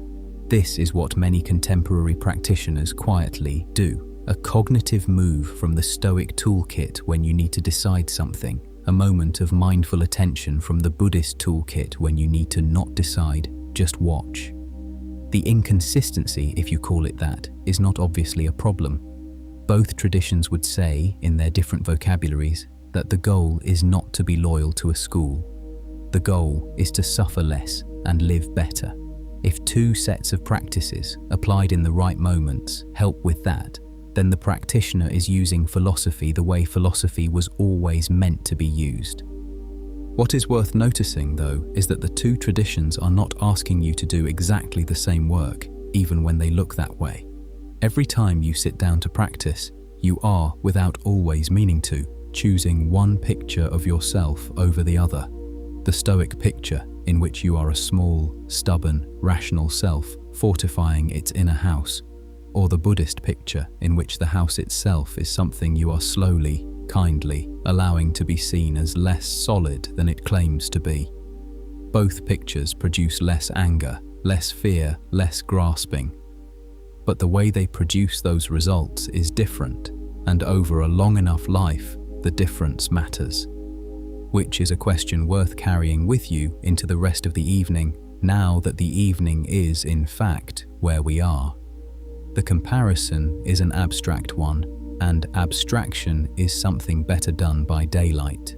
In the small hours, with the house quiet and the lamp low, the Stoic tradition has a suggestion for what to do with a day that is now almost entirely behind you. The suggestion is older than most of Stoicism itself, and it did not originate with the Stoics, and it is among the few genuinely useful things the tradition has given us. It takes about 5 minutes. It fits neatly into the space between closing a book and turning off the light. Picture Seneca in his late 50s, in a house just outside Rome, somewhere in the early 60s of the 1st century. The household has gone quiet.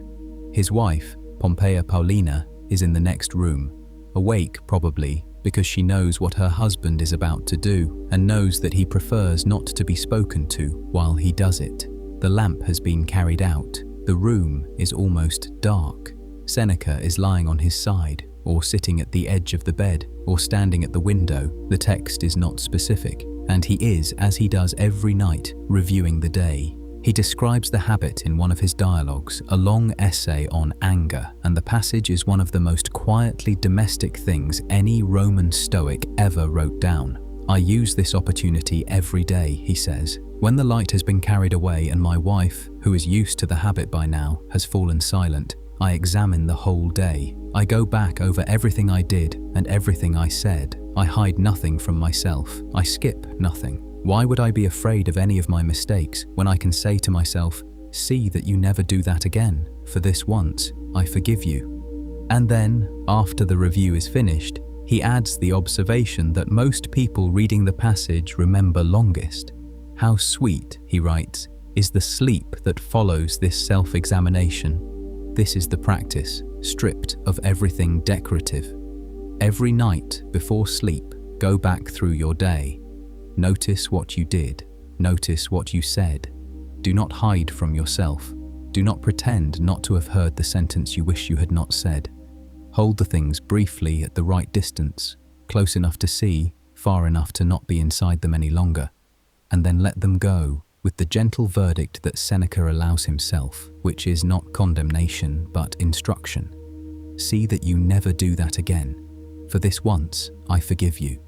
The tone is the thing to catch. Most modern versions of the practice, when they survive at all, survive as a form of performance review. The day scored, the wins counted, the losses noted, the improvements planned.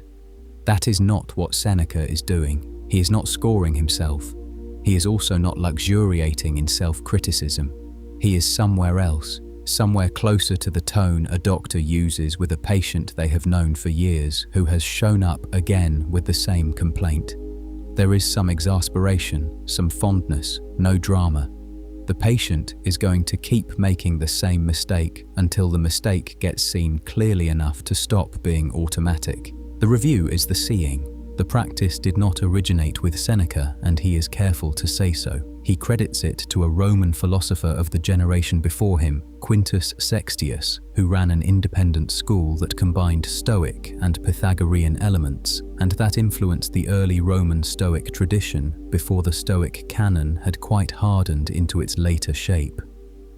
Sextius, in turn, was working from something older, a Pythagorean text called the Golden Verses, which instructed the student to review each day before sleep in almost exactly the terms Seneca would later use. Did I neglect anything? What did I do? What ought I to have done that I failed to do? The three questions became, for centuries, the quiet spine of the evening practice. What survives in Seneca is the same structure with a Stoic sharpening of the second question. Stoic practice is always concerned with the border between what is yours and what is not, and the evening review is, among other things, a daily audit of that border. Where, today, did I let an impression go by unexamined? Where did I assent to a judgment I should have paused on? Where did I act as if something outside my control were mine to fix? And where did I neglect something actually within my control because I was distracted by something that was not? The review does not always produce clear answers. Sometimes it produces only the observation that the border got crossed several times in the day and that you did not notice the crossings until you were looking back at them from the edge of sleep. Epictetus taught a version of it too, though more briefly. Where have I failed? He has his students ask themselves at night in the matter of remaining calm. Where have I done anything ignoble, anything untrue to who I am? What duty did I leave undone? The questions are simple. The discipline is in asking them consistently and in taking the answers seriously without being crushed by them. In the 20th century, a French philosopher named Michel Foucault, who spent the last decade of his life studying exactly these kinds of ancient practices, and who died before he could finish what he was writing about them, pointed out that what Seneca and Epictetus were doing was a specific kind of writing. Foucault called it self-writing. He meant that the ancient practitioner did not only review the day in silence. The practice, done seriously, usually involved a notebook. You wrote things down, not to publish them, not to be read by anyone, not even always to reread yourself. You wrote them down because writing is how you notice what you are actually thinking, as opposed to what you assumed you were thinking. The notebook was a tool for taking your own mind seriously. Marcus Aurelius's Meditations, Foucault observed, are the surviving notebook of a practitioner who did this every morning for years. Seneca's letters to Lucilius are, in part, a formalized version of the same practice, one side of his evening review made into public philosophy.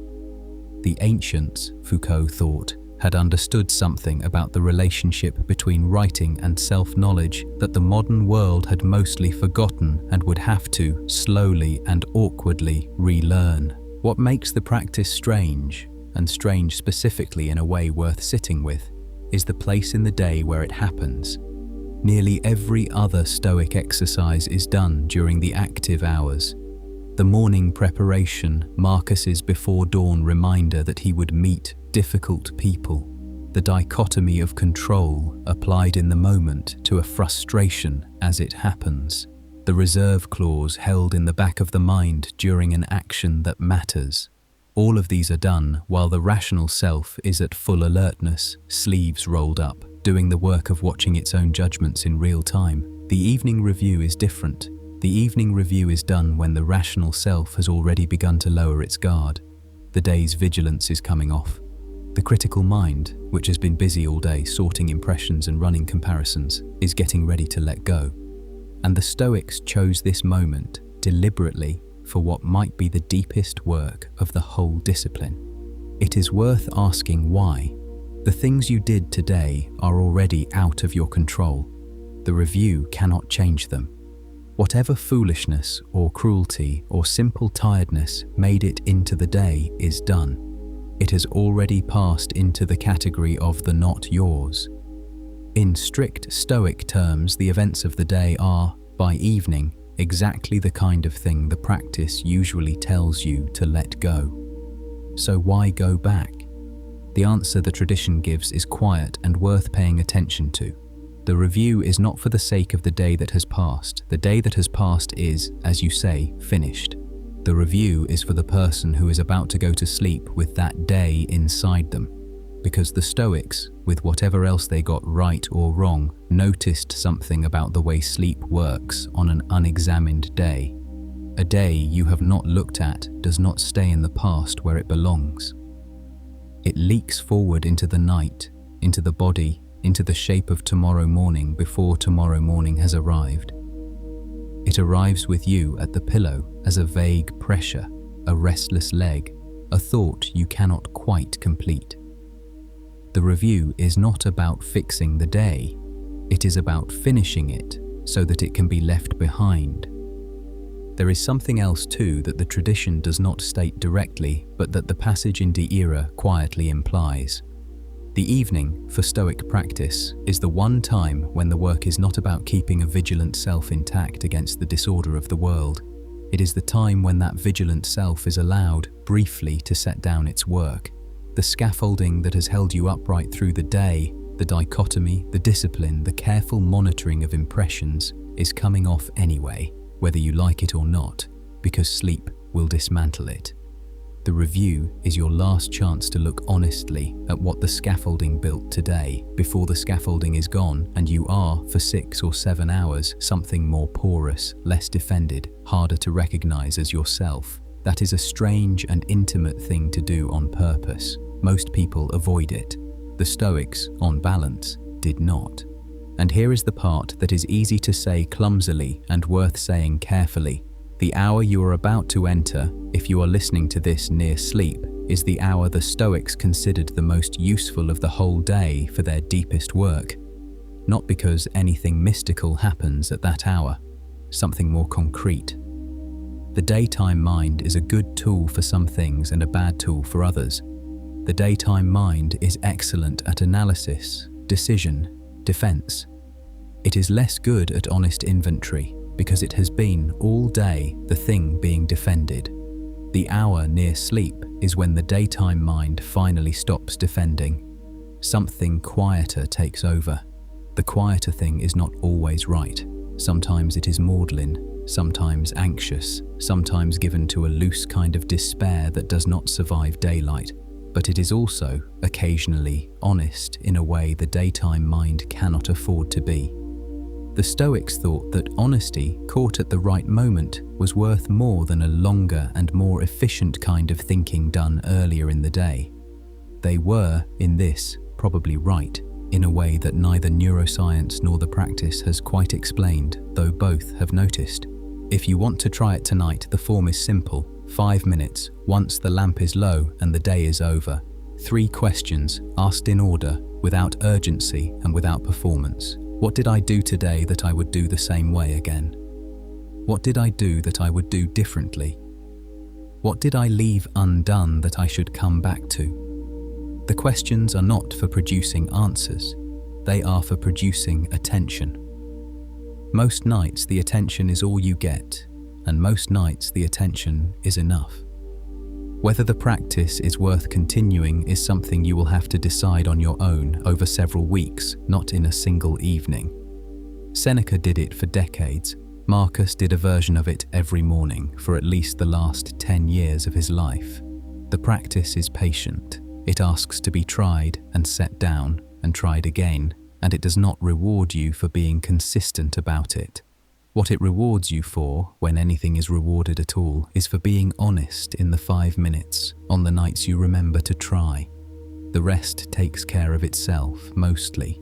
And the sleep afterward, as Seneca noted, without any particular mysticism, as a simple fact he had observed about himself over many years, is sometimes, in a way that the mornings will quietly confirm, sweeter than the sleep that follows an unreviewed day.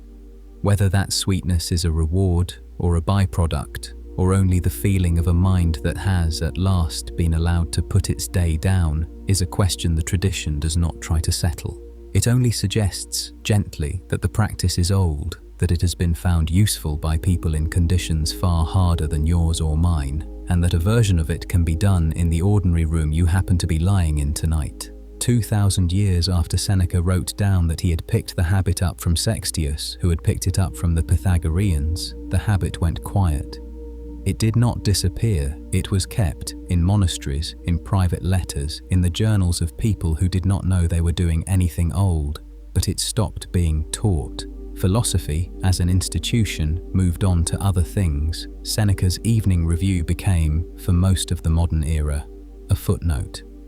And then, in the middle of the 20th century, in a place nobody would have predicted, it showed up again.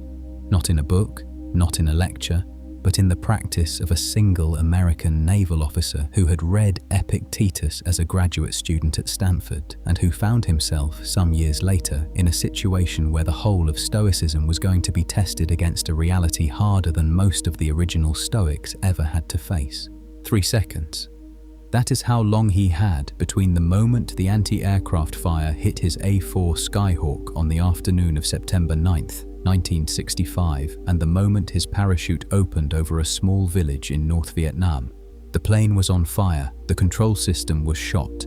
He had pulled the ejection handle and was now falling toward a canopy of trees, and he could hear already the sounds of people running toward the place he was going to land. In those 3 seconds, he said something to himself that is now fairly famous among a small circle of people who care about this kind of thing. He whispered out loud so that he could hear himself over the wind. I am leaving the world of technology. I am entering the world of Epictetus. His name was James Stockdale. He was 41 years old, a naval commander, a father of 4, and the senior officer in his air group. He was also a man who, a few years earlier, had completed a master's degree in international relations at Stanford and who had, in his final weeks there, been handed a small book by his philosophy professor as a parting gift. The book was the Enchiridion. The professor had thought it might be useful someday. Stockdale had taken it to sea with him and read it in odd hours on several different aircraft carriers. He had not known, when the professor handed it over, what useful would mean. He landed badly. The village had already gathered. He was beaten nearly to death in the street, had his leg broken in a way it would never fully heal, and was carried eventually to a prison the Americans would come to call the Hanoi Hilton. He would stay there for 7.5 years. He would spend 4 of those years in solitary confinement.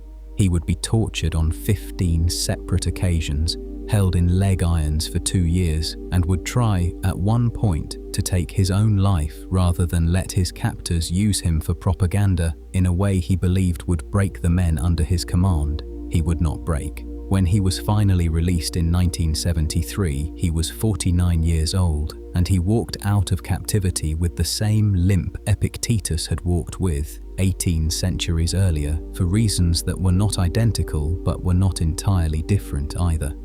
In the years after he came home, Stockdale wrote about what Stoicism had done for him in that prison and what it had not done. He was careful to not overstate it. He did not claim that Epictetus had made the torture bearable, or the years of isolation easy, or the sight of his friends dying in neighboring cells anything other than what those sights were. What he claimed was smaller and, in a way, more useful. He said that Epictetus had given him, ahead of time, a map of which parts of the situation were his to work on and which parts were not, and that the map had kept him from wasting himself on fights he could not win. The torturers could break his body. They could force him to sign statements. They could isolate him from the other prisoners. What they could not do, what nothing in the situation could do, was determine the kind of man he was going to be while those other things were happening. That part belonged to him. That was the only part he had, and because he had it, he had enough. Vice Admiral Stockdale, the citations would later read, was the epitome of courage under fire. He always, when asked how he had managed it, started his answer with the same name, not his own. His story is one of the more dramatic pieces of what is sometimes called, now, the Stoic revival. The reappearance of Stoic philosophy in modern life after several centuries during which it had mostly gone quiet. But it is not the only piece, and it is not even the first. 15 years before Stockdale whispered his sentence in the air over North Vietnam, a New York psychotherapist named Albert Ellis had noticed something about the patients who were walking into his office and had gone looking through ancient philosophy for a framework that might help him explain it. The thing Ellis had noticed was that his patients' emotional suffering did not correspond neatly to the events of their lives.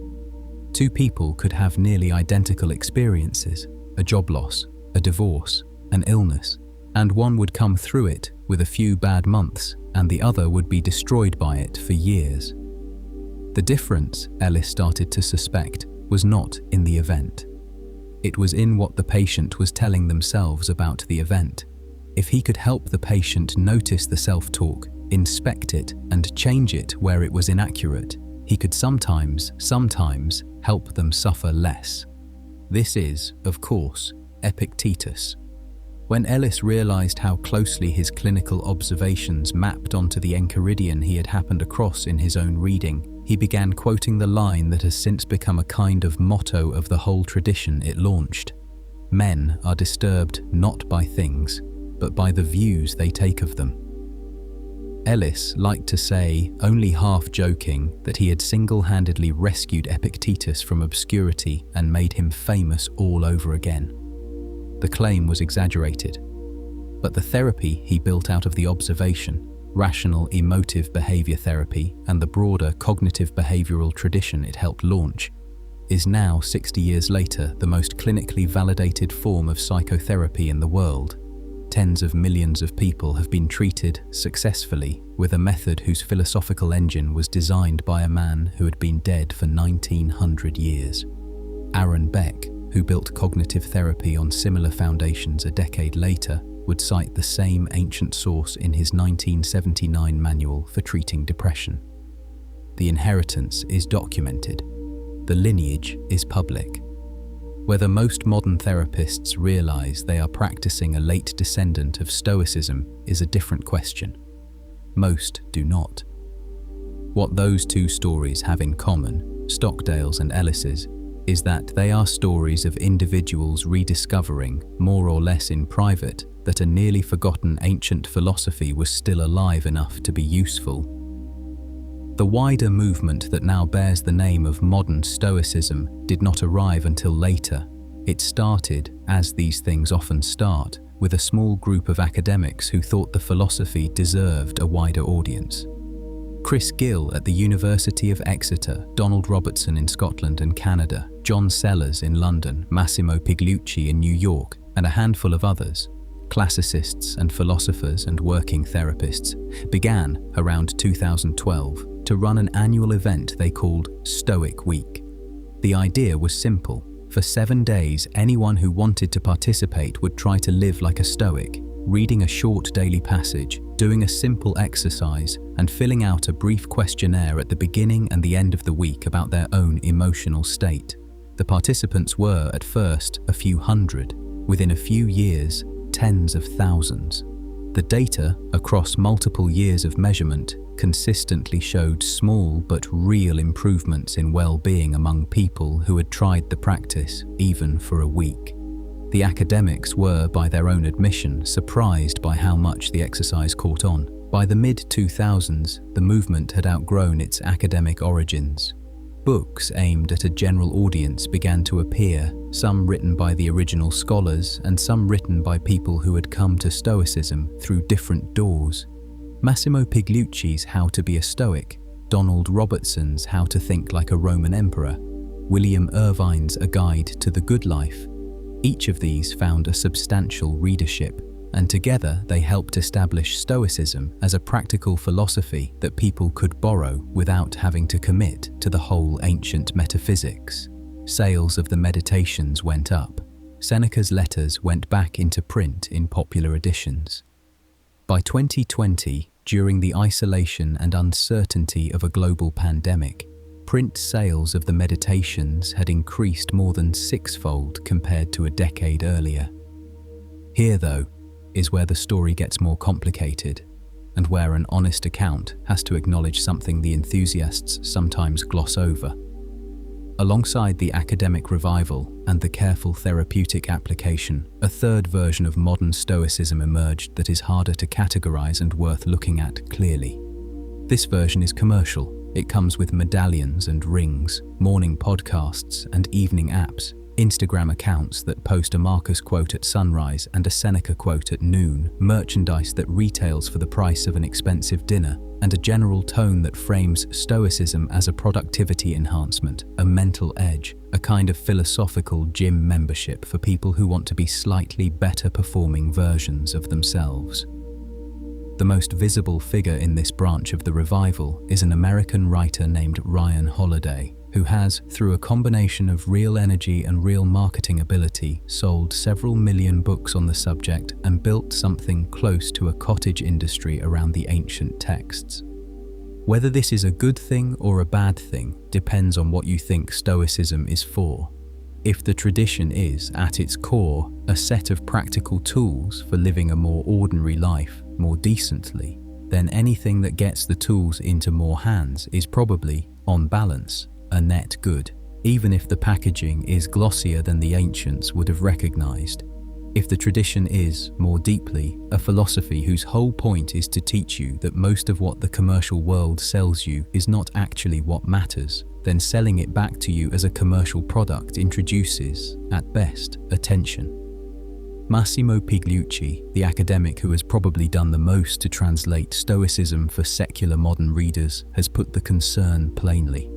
When interviewed about the tech executives and entrepreneurs who publicly identify as Stoic, he has pointed out, with some care, that Stoicism is first and foremost an ethical philosophy, and that someone whose life is organized around the accumulation of extreme wealth and the domination of markets is unlikely, by Stoic standards, to count as a practitioner, regardless of what tattoos or bookshelves or morning routines they happen to have. The honest answer, probably, is that the modern revival contains all three strands at once: the deep clinical application inherited from Ellis and Beck, the careful academic reconstruction by Gill and Pigliucci and Sellers, and the commercial flattening that has turned Epictetus into a luxury goods brand, and that these three strands are not really separable in practice. The same reader who buys a medallion might end up, 5 years later, in genuine daily dialogue with Marcus. The same executive who quotes Seneca at a conference might be using the quotation as self-justification, or might be, in private, doing the harder work the quotation points toward. It is not always possible to tell from the outside which one is happening. The tradition has been commercialized and the tradition has been genuinely taken up. Those two things are both true, and they are happening in the same person, often at the same time. What is worth noticing, though, is that the deepest work of the tradition, the work Stockdale did in the cell, and the work Ellis did in the consulting room, was never particularly photogenic. It never made a good Instagram post. It did not lend itself to merchandise. It happened, in each case, in conditions where nobody was watching, over years, and the person doing the work would have been hard-pressed to describe it as anything more dramatic than attention paid to the right things, consistently, when almost nobody else would have noticed whether they were paying it or not, which is, in the end, a question worth carrying through whatever else the modern world does with Stoicism. The practice is old. The sentence at its core is older than any of the men who have been its most famous, recent spokespersons. Whether the revival that has grown up around it is a flowering of the tradition or a dilution of it, or, more likely, both at once, is not a question that will be settled by the current generation. It will be settled gradually by what the next several generations of readers do with the texts they have been handed. Some of them will use the texts well, some of them will use the texts badly, some of them will set the texts down and never come back. That has always been true of ancient philosophy, and it has always been, in the end, how ancient philosophy stayed alive, by being picked up and mishandled and put back down and picked up again by people who did not always know what they had in their hands. Friedrich Nietzsche had a problem with the Stoics, and when he had a problem with someone, he rarely kept it to himself. The problem is laid out most clearly in the 9th section of Beyond Good and Evil, published in 1886, where he takes a swing at them so hard it has been quoted in introductory philosophy classes ever since. The Stoics, Nietzsche says, love to talk about living according to nature. They pride themselves on being students of nature, readers of nature, obedient servants of the natural order. But what is nature actually like if you look at it without flattering yourself? Nature is wasteful, violent, indifferent, excessive, without mercy or purpose. Nature kills its own children, nature squanders, and the Stoics, supposedly its students, have somehow concluded that the right way to imitate this wasteful, violent, indifferent reality is by practicing moderation, self-control, rational detachment, and calm acceptance. This is not, Nietzsche points out, imitation of nature. This is, if anything, the opposite of nature. You tyrannize over nature, he says, and you call it virtue. You have drawn a picture of what nature ought to be, orderly, rational, disciplined, and then convinced yourselves that what you are imitating is nature as it actually is, when in fact you are imitating your own wishes. The Stoic sage, on Nietzsche's reading, is not a realist. The Stoic sage is a self-deceived moralist who has dressed up his own preferences in the costume of cosmic law. This is the sharpest version of the oldest complaint against Stoicism, and it is worth sitting with before any attempt is made to answer it. The tradition does have a habit of describing a universe that happens to be conveniently well suited to Stoic practice, rational, purposeful, providential, friendly to the kind of person who wants to live a disciplined inner life. A modern reader, not required to accept that universe, is allowed to ask whether the ethics the Stoics built on top of it can survive being separated from the cosmology it was built on. Some of it probably can, some of it probably cannot. The harder question Nietzsche is asking, underneath the rhetoric, is whether the Stoic ideal of the calm, self-commanded sage is not, at bottom, a denial of something important about being alive, the fact that a human being is also an animal, driven by appetites and enthusiasms and furies that the Stoic program wants to regulate out of the picture. Nietzsche thought those furies were part of what made a life worth having. The Stoics, by and large, did not. And you can read the disagreement as a matter of temperament, or you can read it as a genuine philosophical dispute, and both readings have their defenders. A quieter, more precise version of a related critique comes from the contemporary American philosopher Martha Nussbaum, whose The Therapy of Desire, published in 1994, is probably the most careful book-length engagement with Hellenistic ethics written in the last 50 years. Nussbaum is sympathetic to much of the Stoic project. She has spent decades reading the texts seriously, but she thinks that the Stoic treatment of the passions, taken in its strictest form, produces a life that is smaller than the one it promises to save. The love that cannot produce grief is, for her, not a higher love. It is a shallower one. A parent who has successfully rooted out the capacity to be destroyed by their child's death has, in the process, rooted out the kind of attachment that made the parent-child bond what it was. The calm that results is real. It is also a calm that has been purchased at the cost of something the Stoics tend to undervalue: the intensity of attachment that makes human relationships carry the weight they carry. Whether the trade is worth making is the whole question. Nussbaum does not think it is.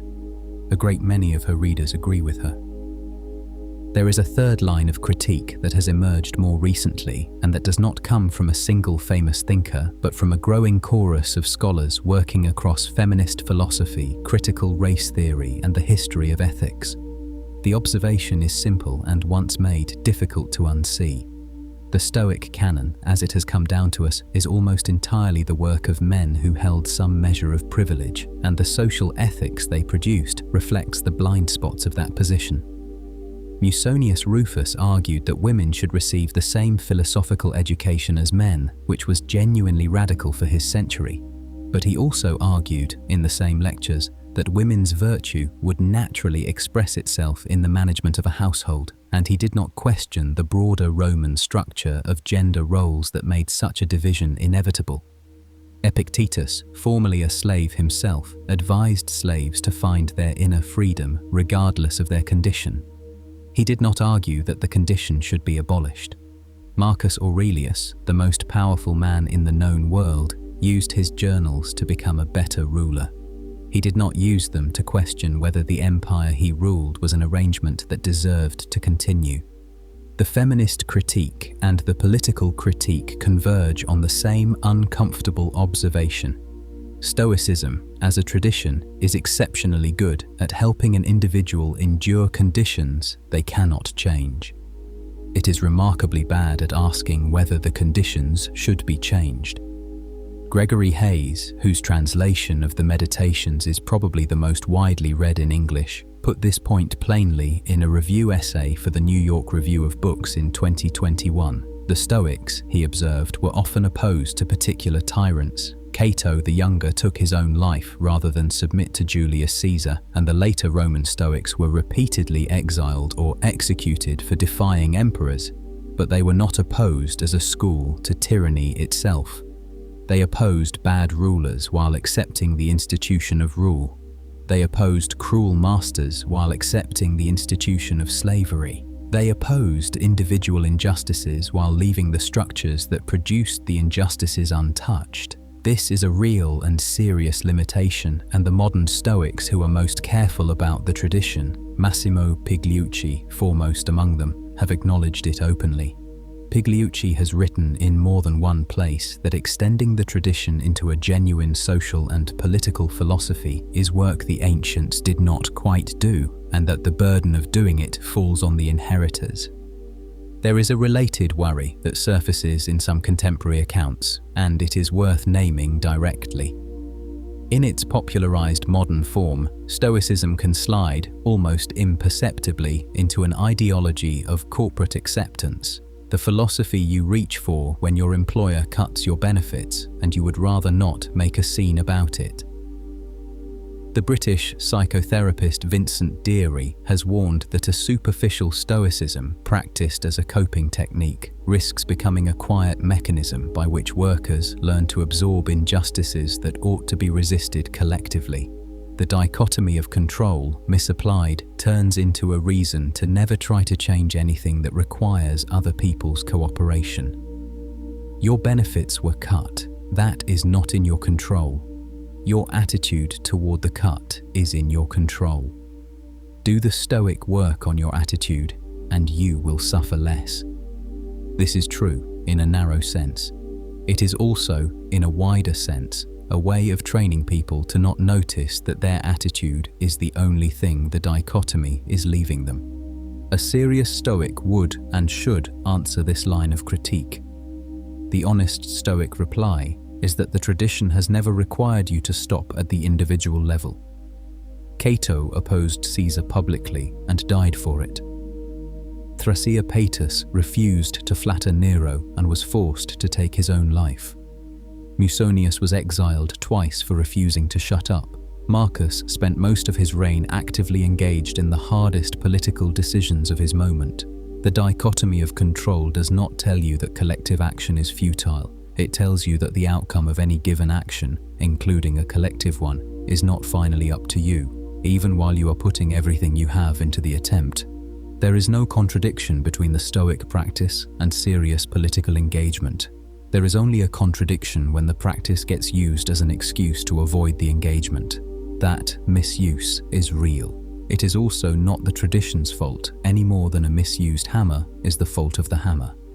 Whether that reply fully answers the political critique is a question honest readers can disagree on. What the reply does not do, and what no honest account of the tradition should claim it does, is restore Stoicism to the position of an answer without remainder. The tradition has limits. The limits are real. The practice is more powerful at the level of the individual inner life than it is at the level of the collective structures that shape those inner lives.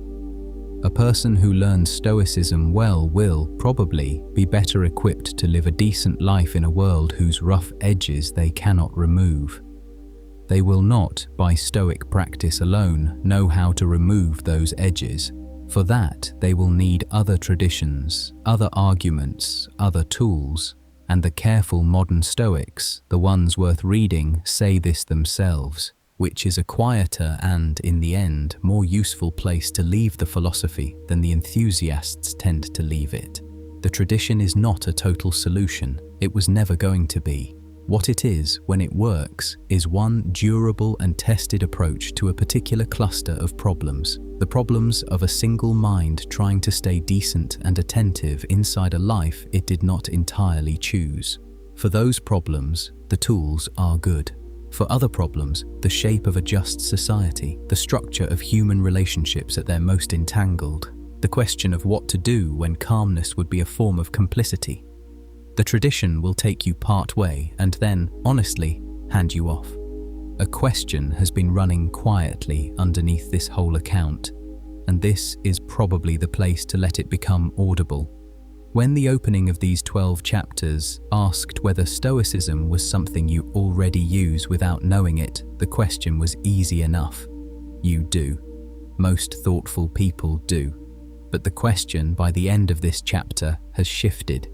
It is no longer whether you use it. It is whether what you use is actually worth using, and, more honestly, where you will need to go beyond it. The two forms of that question look similar on the page. They are different questions. The first can be answered at least partly by recognition. The second can only be answered by a life. Start where we started.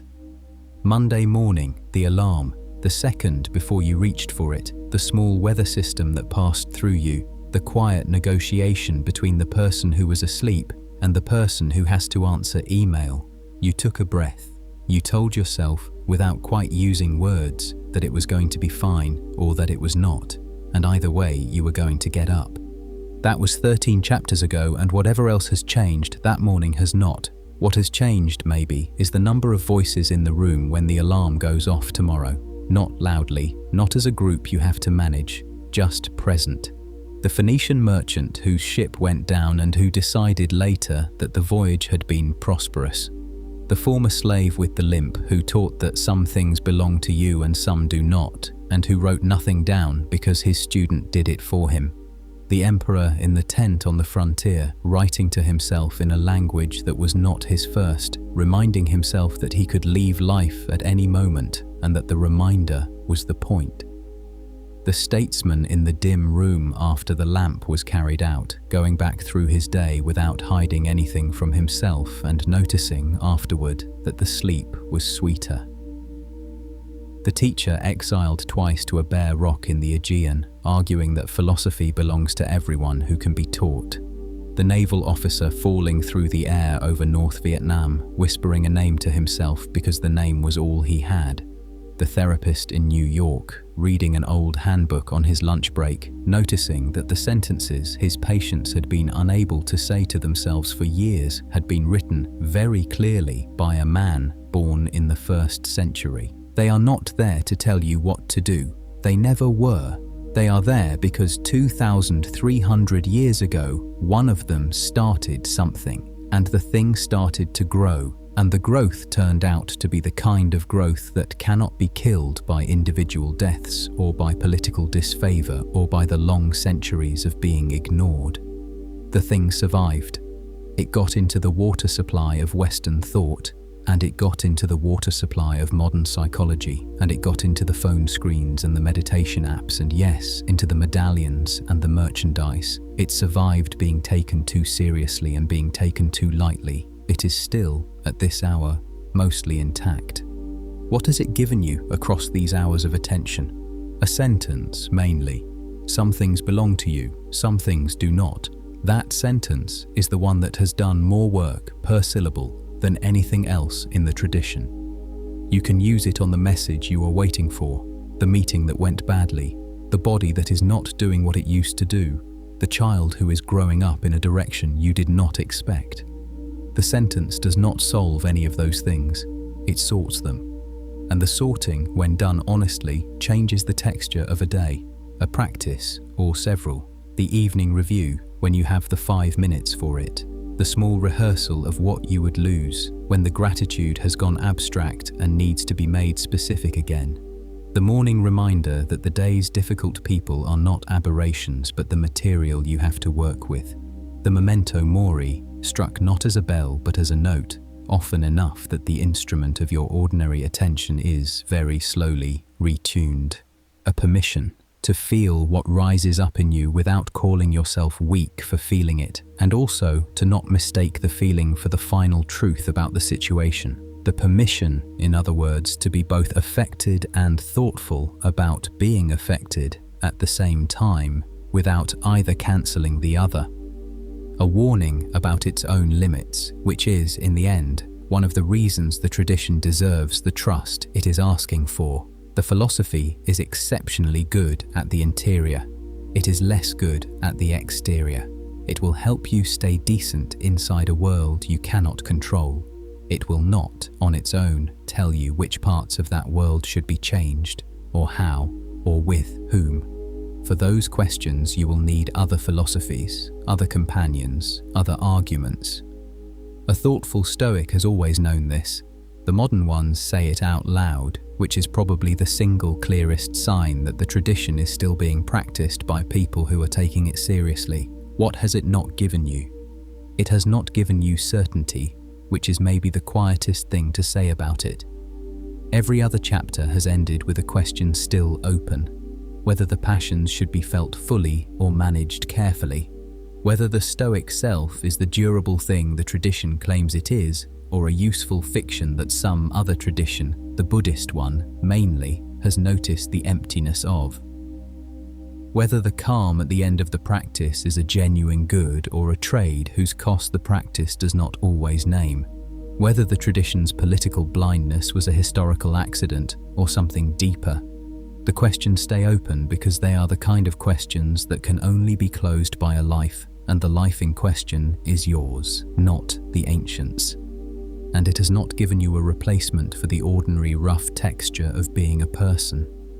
The losses will still be losses. The disappointments will still feel, in the moment, the way they feel.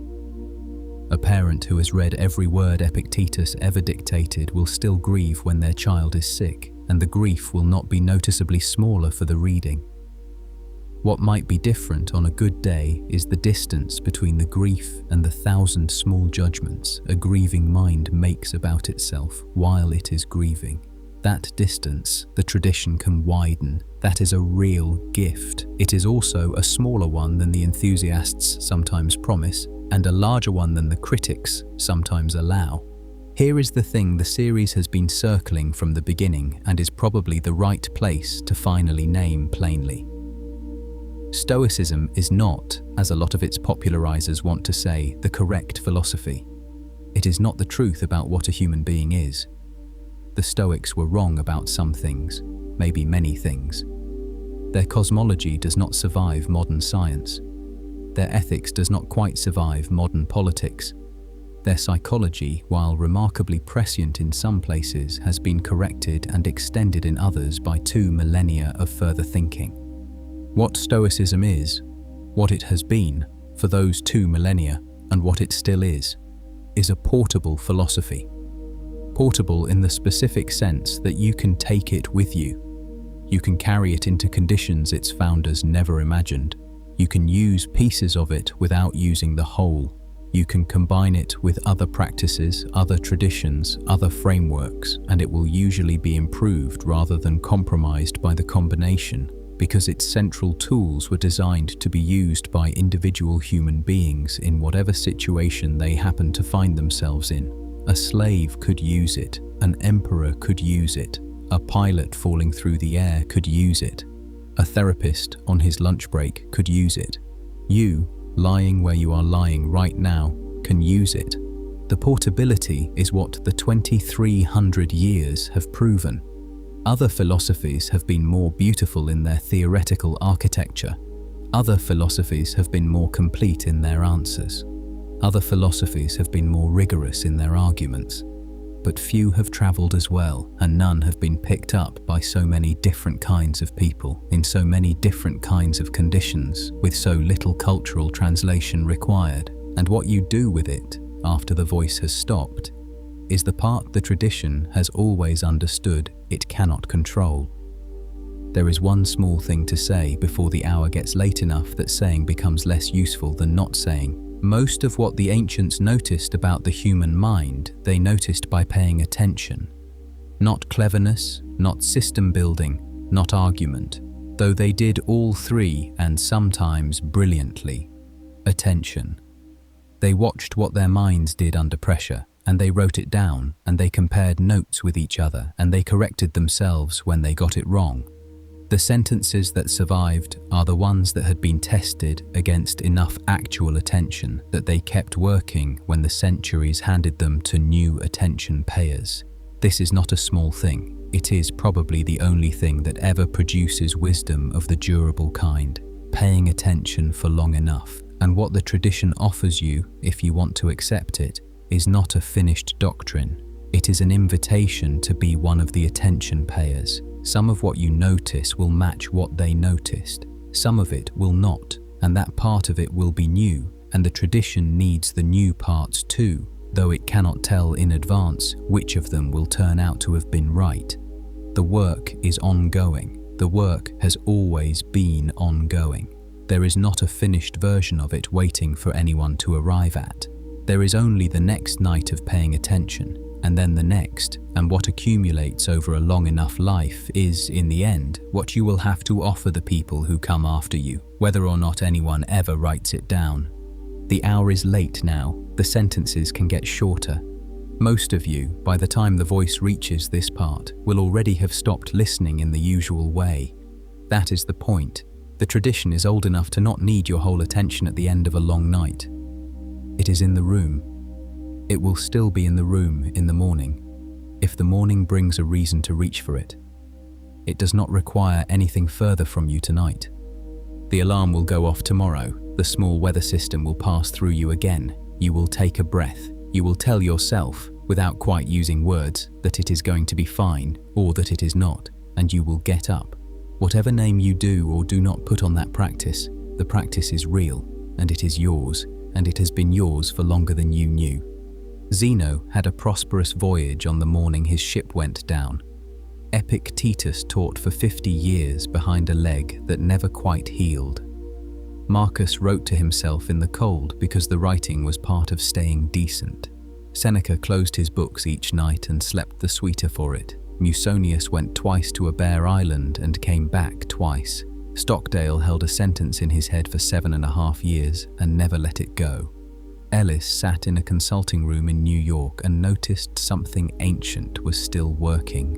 None of them, you will notice, is anyone you know. All of them, in a smaller way, are people you have been in the dark with for 13 chapters. If the practice is worth anything to you after all this, it will show itself on a morning not unlike the one that started this. Nothing dramatic, a small sorting, a half second of perception before reaction. A sentence said to yourself that sounds like nothing at all and does, very quietly, what sentences like that have always done. Your shoulders are lower than they were. Your breathing has slowed without being asked to. The lamp, if it is still on, is dimmer than it was. The room is doing what rooms do in the hour before sleep. The question that started this, whether Stoicism is something you already use, has turned, over these 13 chapters, into a quieter question that does not need answering out loud. You already knew. Now you only know who else knew, and some of what they did with the knowing, and some of what you might do with yours. That is enough for tonight. Sleep well. Or, in the older form that Seneca would have recognized, the one he noticed about himself on the nights he had done the work honestly. May the sleep that follows be sweet. Rest now.